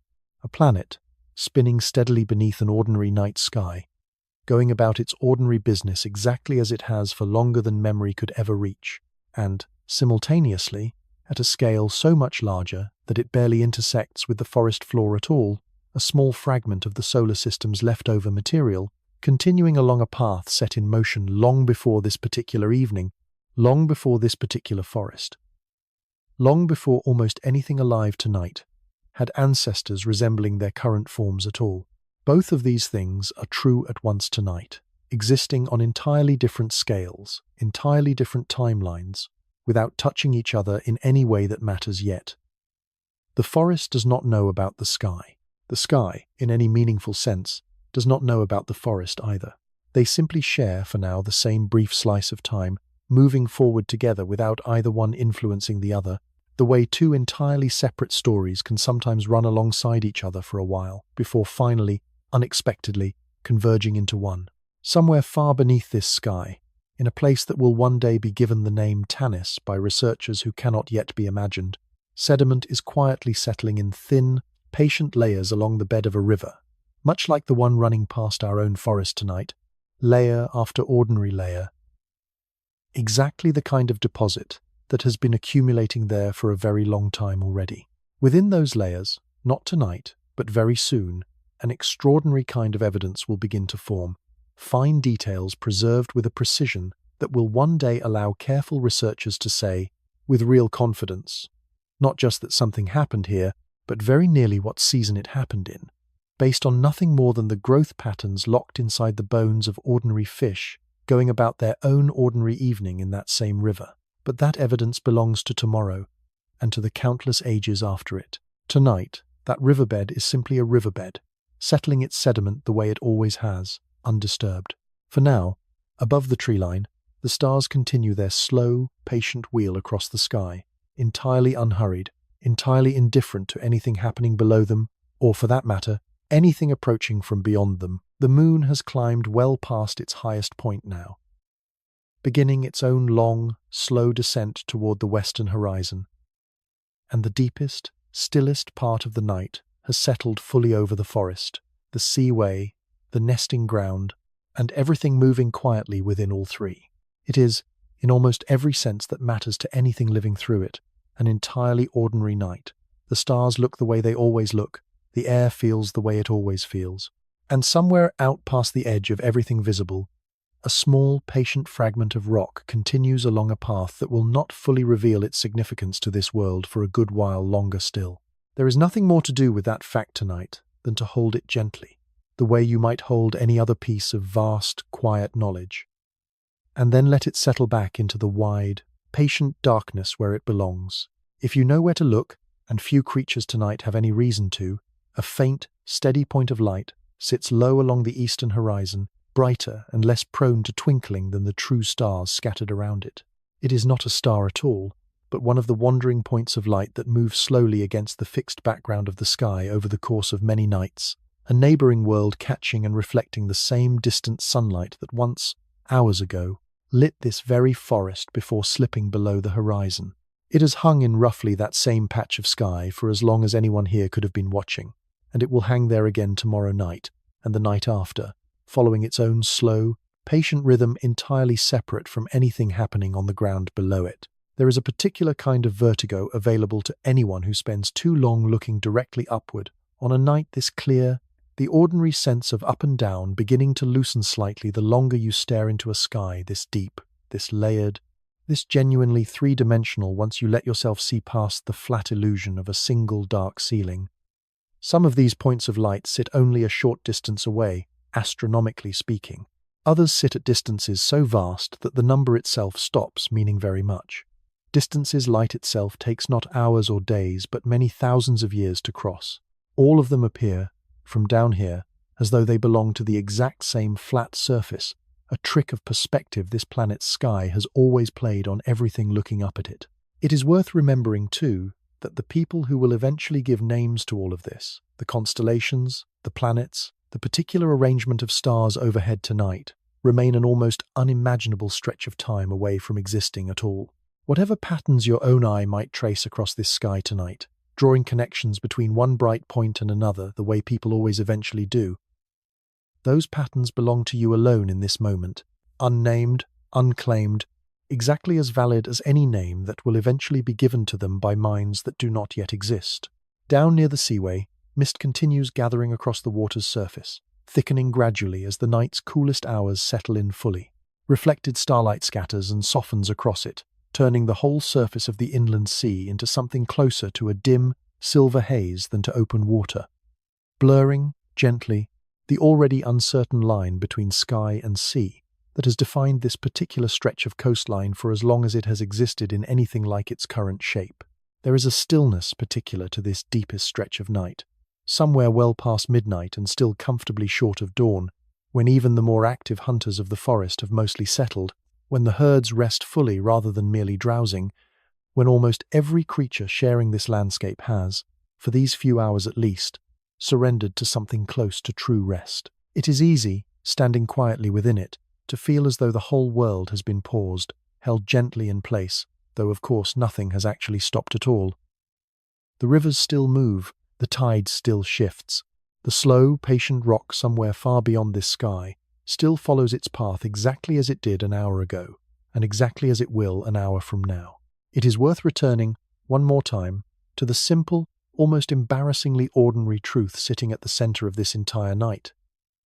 Nothing here feels different because nothing here, from the perspective of anything living through it, actually is different. The stars hold their familiar, drifting patterns. The mist gathers the way it always gathers. The tide rises and falls on schedule. Every single piece of tonight's sky and tonight's water and tonight's quiet, sleeping forest is doing exactly what it did last night. And the night before that, stretching back through a chain of identical, ordinary evenings longer than any measure available to the creatures living through this particular link in it. There is a kind of peace available in that thought, if you let yourself sit inside it for a moment rather than rushing past it. So much of what makes any single night feel significant comes entirely from the meaning a mind brings to it afterward, looking back with knowledge the creatures actually living through the moment never possessed. Tonight, walked forward rather than backward, holds nothing but its own quiet, complete self. Stars in their familiar drift, mist gathering as it always gathers, a forest breathing slowly through its ordinary hours. Whatever significance eventually attaches itself to this particular evening belongs entirely to a much later telling of it, not to anything felt or known or feared by a single creature actually living through it tonight. Consider, for a moment, how many other ordinary nights, across the whole span of this planet's history, have carried within them some fact, every bit as vast and every bit as invisible as the one carried by this one. Nights when a new mountain range began its first imperceptible inch of rising. Nights when some small, unremarkable creature carried, without any way of knowing it, a genetic change that would eventually reshape its entire lineage. Every one of those nights felt, to the creatures living through it, exactly as ordinary as this one feels tonight. Significance, it turns out, is almost never something a night announces about itself while it is still happening. It only becomes visible afterward, and only to those looking back with far more information than anyone actually present could ever have carried. The deepest, stillest hour of the night has nearly passed now, and though nothing about the sky has changed enough yet to properly call it morning, there is a certain settled quality to the darkness that suggests the balance has quietly tipped, the night's furthest point already behind rather than ahead. Somewhere out past the edge of the forest, the first, faintest suggestion of grey has begun, almost imperceptibly, to touch the very lowest part of the eastern horizon, though it will be a good while yet before anything resembling true light follows it. A single meteor streaks brightly across the western sky, brighter and longer-lived than the earlier, more common flashes, bright enough that if any creature in the clearing happened to be looking in exactly the right direction at exactly the right moment, it might have registered, briefly, as something worth a second glance before fading entirely. It has nothing whatsoever to do with the small, patient fragment of rock still following its own separate, much larger path, somewhere far beyond this solar system's inner reaches. It is simply one more piece of ordinary cosmic debris, burning away harmlessly high above the atmosphere, exactly as thousands of similar fragments do on any ordinary night, on this world and on countless others. The stars directly overhead have begun their own slow rotation toward the western horizon now, the whole visible sky shifting gradually as the planet continues its steady turn beneath it. The same unhurried motion that has carried this same patch of sky from dusk to midnight to this deep, late hour, and will carry it onward, eventually, into the pale beginnings of dawn. Nothing about that motion has ever paused. Not for a single night in this planet's long history. And nothing about it pauses now either. The turning simply continuing, patient and constant, the way it always has. Far to the south, low along a stretch of horizon mostly hidden behind the tree line, a faint reddish tint occasionally interrupts the sky's steady field of white and blue starlight, unhurried and constant enough that a careful, patient eye might eventually recognize it as something other than an ordinary star. It is another neighboring world, smaller and colder than the one seen earlier near the eastern horizon, following its own slow, ancient orbit around the same sun that has warmed this forest all day, and will warm it again tomorrow. It has hung in the sky, in one position or another, for as long as this solar system itself has existed, entirely indifferent to anything unfolding on the particular small, blue world watching it from below tonight. It is worth remembering, one final time before we turn back fully toward the forest, that everything visible in this sky tonight, every star, every planet, every faint smear of distant galactic light, exists on a timescale so far beyond anything measured by a single dinosaur's lifetime, or a single species' reign, or even the entire history of complex life on this one particular planet, that comparison itself starts to lose its usual meaning. And yet, none of that vastness makes tonight, down here, any less complete, any less whole, any less worth living fully within its own comparatively brief and modest span. Scale, it turns out, does not determine meaning. It never really has. A very faint greenish shimmer plays briefly along the northern horizon, barely perceptible, gone almost before it registers, the kind of subtle atmospheric glow that occasionally appears on especially clear, especially dark nights, even at these more temperate latitudes, born from the same general kind of interaction between the upper atmosphere and particles streaming outward from the sun that produces far more dramatic displays closer to the poles. It asks nothing of anyone watching tonight. simply flickers softly at the edge of vision and fades. One more quiet, easily missed flourish, added to an already crowded sky. The night's chill has settled fully now, the kind of cool, still air that seems to make sound travel further and clearer than it does during the warmer hours of daylight. A distant call, likely from one of the great herbivores back in the clearing, carries with unusual clarity across the still night air, audible even from this far out near the water's edge, before fading back into the general hush that has settled over almost everything, animal and landscape alike, in these deep, quiet hours before dawn. Somewhere among the countless faint stars scattered across the darkest part of the sky, well away from the moon's fading light, a small hazy smudge sits motionless against the black, not quite sharp enough to resolve into anything more specific to the naked eye, but present all the same for anyone patient enough to notice it. It is, though nothing watching tonight could ever know this, an entire separate galaxy, its light having travelled for a span of time so vast that comparing it to anything happening on this one small planet tonight stops making practical sense almost immediately. It simply sits there, faint and patient, exactly as it has sat there for the entire span of this planet's existence, and exactly as it will continue sitting there for a length of time reaching so far beyond tonight that the very concept of an ending barely seems to apply to it at all. It is worth noticing, too, how differently this sky would look to a creature capable of understanding it fully, compared to how it looks to every single animal actually beneath it tonight. To the Tyrannosaurus resting in her hollow, it is nothing at all, invisible, irrelevant, entirely outside the narrow band of concerns that shape her every decision. To the small mammal foraging beneath the ferns, it barely exists as more than a faint, ambient source of light, useful only insofar as it helps or hinders the search for food. Only a mind capable of stepping back far enough to grasp scale itself could ever look at this same sky and feel anything like the quiet vertigo available in truly understanding what is being looked at. Tonight, that particular kind of understanding belongs to no one and nothing sharing this forest, and the sky, indifferent as ever, does not seem to mind either way. There is a certain kind of comfort worth borrowing from the sheer, patient reliability of everything overhead tonight, whatever else might be true of the small, distant fragment of rock still following its own separate path through the dark. The stars have shown up every single night. For longer than this forest has existed in anything like its current shape, the moon has kept its slow, faithful orbit through countless generations of every creature that has ever looked up at it. Even the faint, wandering points of light marking neighboring worlds have held their patient, predictable courses for the entire span of this solar system's existence. Reliability, on this scale, is not a small thing.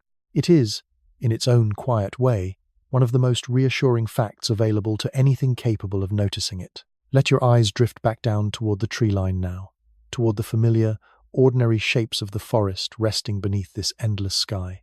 There is still a little more of this night left to walk through together. One last quiet stretch before the sky finally begins, ever so faintly, to soften toward morning. There is a particular quality to the deepest part of the night, the hours after the moon has passed its highest point and before the sky has given even the faintest hint of returning light, that feels almost suspended, as though the whole forest has settled into something even quieter than sleep. The Tyrannosaurus has long since finished her slow patrol and found a sheltered hollow beneath a fallen cypress to rest, her enormous body curled with surprising economy into a space that seems, at first glance, far too small to hold her. The dromaeosaurs lie still in their fern bed by the ravine. Even the small, restless mammals beneath the leaf litter have mostly gone quiet, tucked into burrows and hollow logs, waiting out the last, coldest stretch of the night before the day's activity calls them out again. The temperature has dropped noticeably from its peak earlier in the evening, the warm, humid air of the afternoon settling into something cooler and cleaner, carrying now a faint crispness that will linger only until the sun climbs high enough to burn it away again. Dew has begun forming across every exposed leaf and blade of grass throughout the clearing, fine beads of moisture catching what starlight reaches down through gaps in the canopy, turning the whole grazing ground into something that glitters faintly, almost imperceptibly, if you know to look for it in exactly the right light. It is in exactly this kind of stillness that the first, faintest hint of change becomes noticeable, not through any dramatic shift, but through the smallest possible softening at the very edge of the eastern sky, a color that is not quite light yet, more like the memory of light arriving slightly ahead of itself, deepening the black just perceptibly toward a very dark, very distant blue. One bird, somewhere in the high branches near the seaway, begins to call, a single clear note, repeated several times before falling silent again. It is early yet, well ahead of true dawn, but something in whatever internal rhythm guides this particular animal has decided the night is nearly finished, and within a few minutes, a second voice joins the first, then a third, scattered and uncertain at first, gradually building into the loose, layered beginnings of a chorus that will, by the time the sun actually clears the horizon, fill the entire forest edge with sound. It is a chorus built almost entirely from habit and instinct rather than any conscious decision, each individual bird responding less to the sunrise itself, still a good while off, and more to some inherited, deeply practiced sense of timing, the same internal clock that guided its parents to begin calling at roughly this same point in the night, and their parents before them, reaching back through a chain of dawn choruses that none of them could ever count and none of them need to. It simply happens, morning after morning, the way it is happening again now. This same soft, gradual awakening happens, in its own way, at every level of the forest at once. Insects that spent the night in careful stillness begin testing their wings again. The multituberculate from earlier in the evening, having slept through the coldest hours curled tightly in its burrow, stirs and stretches before cautiously testing the air at the entrance. Even the great herbivores resting in their clearing shift slightly, weight redistributing, a few heads lifting briefly to survey the still dark tree line before settling again for these last remaining minutes of rest. Out over the seaway a low mist has gathered across the water sometime in the deepest part of the night, pale and drifting, blurring the line between water and air into something soft and indistinct. Quetzalcoatlus, still stalking patiently along the shallows where the mist gathers thickest, moves through it like a shape only half committed to being solid, its long silhouette appearing and disappearing as the mist shifts and thins with whatever faint movement of air still stirs this close to dawn. It is worth pausing, in this last quiet stretch before real light returns, to hold the whole shape of the night we have walked through together, one more time, all at once. The warm, unbroken globe, turning steadily beneath an ice-free sky. The forest breathing out its long, patient exhale of resin and mud and fern. The great plant-eaters settled together in their clearing, trusting entirely in numbers and old, worn habit. The patient hunters moving carefully through the dark, taking only what they needed and no more. The small, unseen lives beneath the leaf litter, surviving the night the same quiet way they survive every night. The wide, dark water and everything moving beneath it. And, high above all of it, a sky indifferent to every single one of these small, complete dramas, holding within it, somewhere far beyond the reach of any eye down here, a single patient fact that has not yet, and will not for a while longer yet, become anything more than a fact. None of the animals moving through this final hour before dawn carry any sense that tonight has been different from any other night. Why would they? Nothing about the quality of the dark has changed. Nothing about the rhythm of the mist, or the timing of the first birdsong, or the particular stretch and yawn of a mammal waking from its burrow, has shifted even slightly from the pattern each of them has followed on 10,000 mornings before this one. This has been, in every way that matters to the creatures living through it, a completely ordinary night, and it is, as far as any of them could possibly know, about to be followed by a completely ordinary morning. There is something worth carrying gently from that thought, rather than something to mourn over it. These animals were not waiting anxiously for a catastrophe none of them could sense. They were not living under some invisible shadow, counting down toward an ending they somehow half expected. They lived this night, and every night before it, exactly the way any living thing lives, any ordinary night. Fully, completely, without needing to know what came next in order for the living itself to have mattered. The Triceratops mother drank from the river because she was thirsty. The Edmontosaurus herd gathered close, because closeness has always kept more of them safe than distance ever did. The small mammal foraged, because foraging is what kept it alive long enough to forage again tomorrow. None of that meaning depended on tomorrow arriving in any particular shape. It was complete each time, in the moment it happened.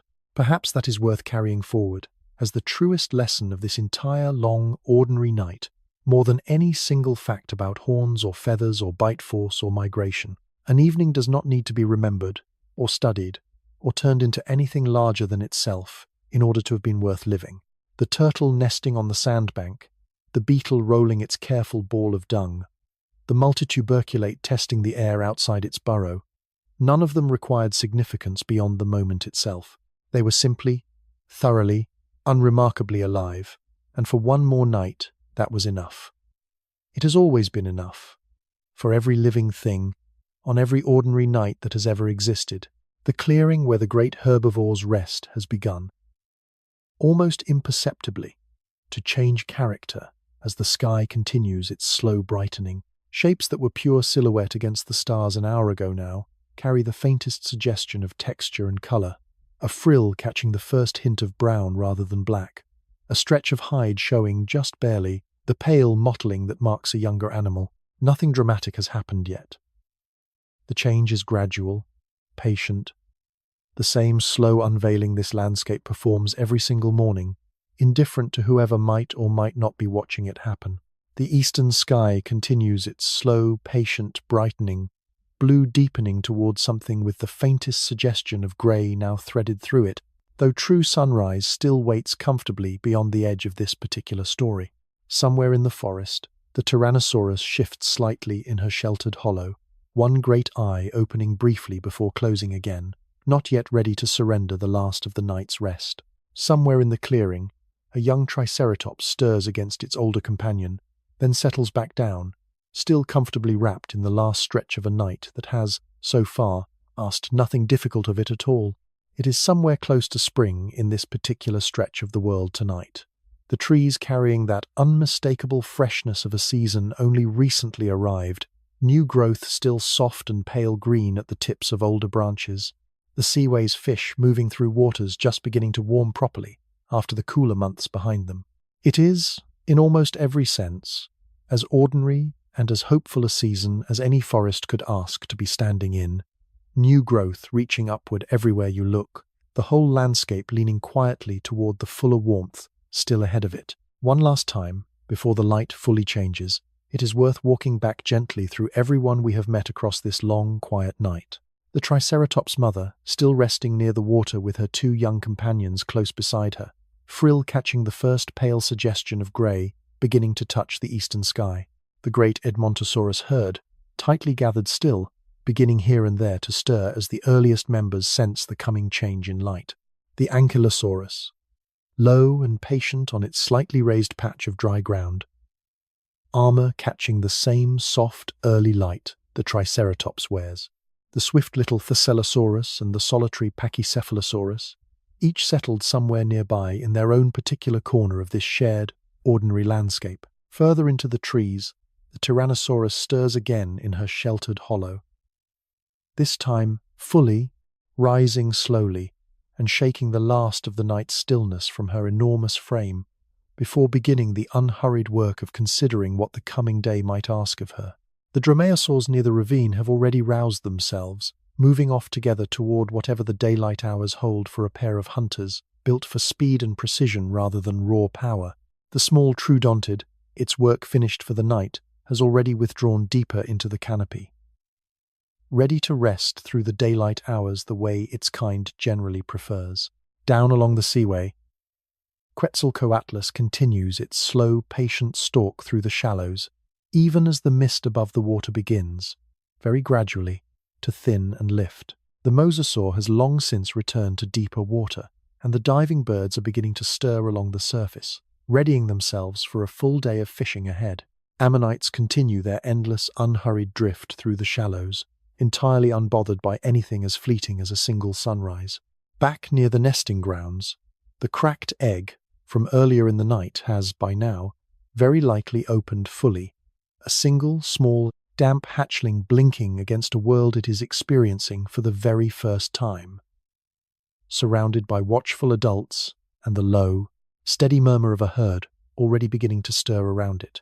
It knows nothing yet beyond warmth and light, and the general shapes of the animals nearby. And for a creature this new to existence, that is, for now, everything it needs to know, the small mammals beneath the leaf litter have mostly gone still for the day ahead, tucked safely into burrows and hollow logs, their own portion of this rotating, endlessly shared world handed off now to the birds and insects and daylight-hunting reptiles about to take their turn. Even the spider by the fallen log holds its patient, motionless watch, web still intact, waiting for whatever the new day happens to bring toward it. The mist over the seaway has begun, very slowly, to lift and thin, revealing in patches the calm, silvered surface of the water beneath it, and somewhere out among the retreating haze, a lone shape, most likely one of the diving birds beginning its earliest fishing run of the coming day, cuts a brief, clean line across the stillness before vanishing beneath the surface. The great Quetzalcoatlus has moved further down the shoreline now, following the retreating mist toward whatever the next stretch of shallow water might offer, its tall silhouette gradually becoming easier to make out as the darkness around it continues its slow, patient retreat. It is worth noticing one final time how little any of this resembles an ending. There is no music swelling, no dramatic final gesture, no sense among any of the animals sharing this landscape that anything unusual is drawing to a close. It is simply, exactly, the quiet conclusion of one ordinary night among an uncountable number of ordinary nights, indistinguishable, from the inside, from every single one that came before it. That is not a small thing. It may, in fact, be the largest thing this whole long evening has had to offer. Proof that an entire world can be full, complete, and utterly at peace, without needing to know anything at all about what comes next. Somewhere back in the clearing, the Edmontosaurus herd has begun to stir more fully now, a few of the largest adults already rising, shaking off the last of the night's stillness, beginning the unhurried business of finding the morning's first mouthful of fresh, dew-covered fern. The Triceratops mother lifts her head slightly, watching them for a moment before settling back down beside her two young companions, in no particular hurry herself to begin the coming day. The Ankylosaurus, too, has begun to stir, shifting its considerable weight with a low, grinding sound of bone against settled earth, before finally rising, unhurried as ever, to begin whatever slow, methodical grazing the morning holds for it, its armor, catching the strengthening grey light now spreading gradually across the clearing, has lost none of its solid, dependable weight overnight, exactly as it will lose none of it tomorrow or the day after, for as many mornings as this particular animal is fortunate enough to see. Somewhere overhead, the last of the night stars are beginning, one by one, to fade from view, not vanishing exactly, simply growing harder to distinguish against a sky, steadily brightening from black toward the deep, cool grey that comes just before true colour returns to the world. It is the same quiet surrender the sky makes every single morning, indifferent, patient, and utterly reliable, exactly as it has been every morning stretching back through more ordinary nights than anything alive tonight could ever hope to count. The dromaeosaurs near the ravine have already begun stirring for the day, one of them stretching each leg in turn with the unhurried thoroughness of an animal in no particular rush, before both slip quietly off toward whatever patch of forest holds the morning's first opportunity. The troodontid, its night's work long finished, remains tucked deep within the canopy, still and hidden, waiting out the daylight hours the way it always does, patient for the return of a darkness it trusts completely. Down along the shoreline, the pterosaur colony has begun its own morning stirring. Adults lifting off one by one from the rocky outcrop to begin the day's first fishing runs, wing beats catching the strengthening light in brief, silver flashes against the paling sky. The chicks left behind call out periodically, a thinner, higher version of the previous evening's chorus, patient for their parents' eventual return with the day's first proper meal. The turtles along the riverbank, cold-blooded and slow to stir until real warmth returns, remain mostly still for now, tucked half into the mud at the water's edge, waiting for the sun itself to do the work of waking them rather than expending any unnecessary effort of their own before it arrives. It is one final, small reminder, among so many offered across this long night, that not every creature moves to the same rhythm. and that this landscape has always made room, patiently, for every different pace of waking, sleeping, and simply enduring. Somewhere near the nesting ground, the hatchling that began cracking its way free of its shell hours earlier has, by now, fully emerged, damp and small and utterly new to the world, already being nudged gently by a watchful adult toward the warmth and relative safety of the herd's center. It knows nothing yet, and needs to know nothing yet, beyond the immediate comfort of that gentle nudging and the low, steady sounds of the herd settling into its own morning routine around it. Its whole life stretches ahead of it, unknown and unknowable, exactly the way every life on this landscape has always begun. The old bull Triceratops near the tree line lifts his heavy head one final time, testing the strengthening morning air before returning to his slow, solitary grazing, entirely unbothered by anything except the immediate, simple business of finding his next mouthful of fern. Whatever this particular day holds for him, it will hold it the same way every day, has held whatever it held, met directly, without anticipation, without dread, simply lived, moment by ordinary moment, exactly as every one of his days has been lived before it. Whatever the coming day holds for this stretch of forest, for this herd, for this particular patient hunter resting a little longer in her sheltered hollow, it is not yet ours to see. This story ends here, gently, in the last soft hour before true morning, exactly where an ordinary night's story should end.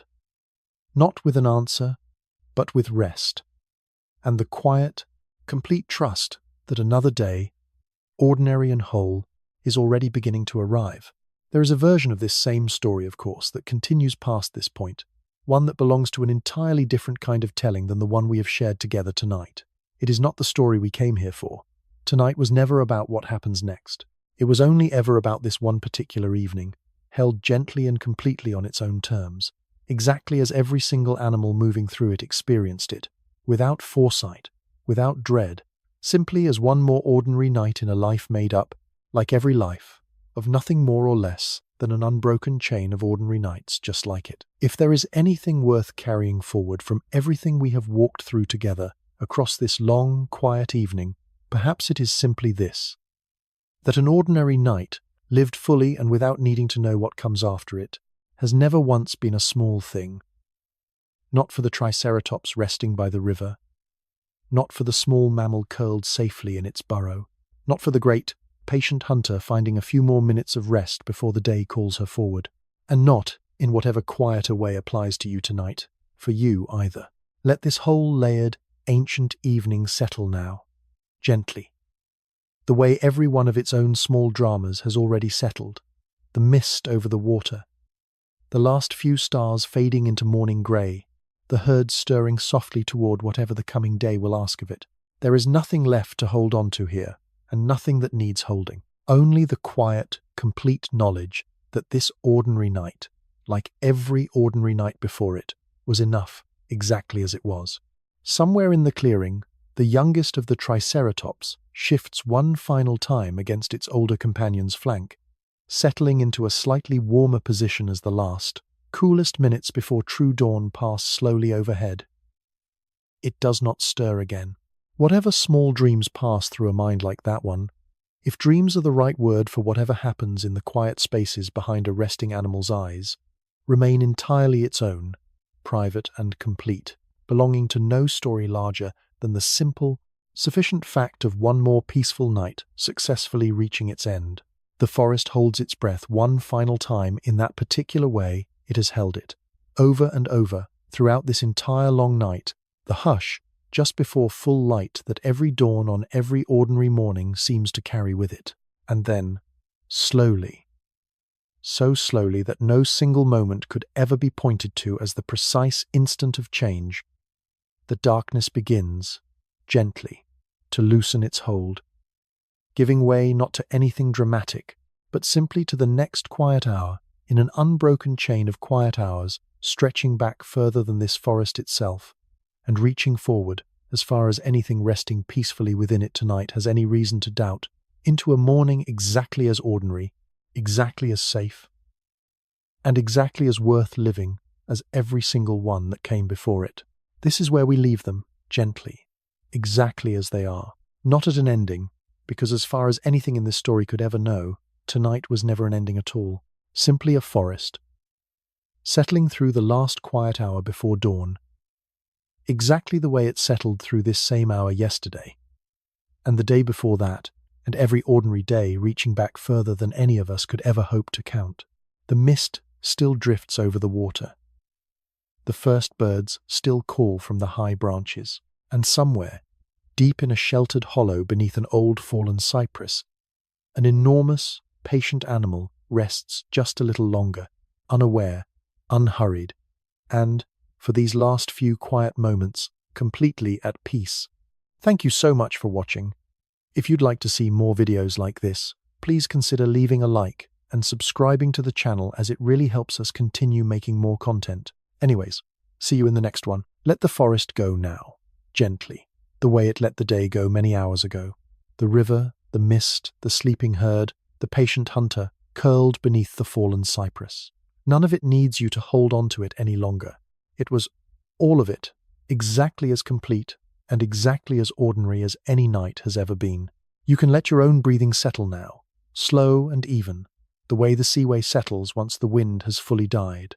In, gently, and out, more gently still. There is nowhere left to be tonight, and nothing left to watch for.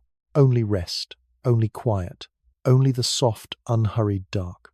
Somewhere far away, a whole ancient world is easing toward its own morning, unaware of anything except the ordinary comfort of having survived one more night together. Let that same ease settle over you now. Let your shoulders soften. Let your hands rest wherever they have fallen. Let the last of today's thoughts drift outward and dissolve, one by one, into the same wide, patient dark that once settled over that quiet, green, forgotten evening. Sleep now, slowly, the way the oldest things on this earth have always known how to rest. Nothing is asking anything more of you tonight.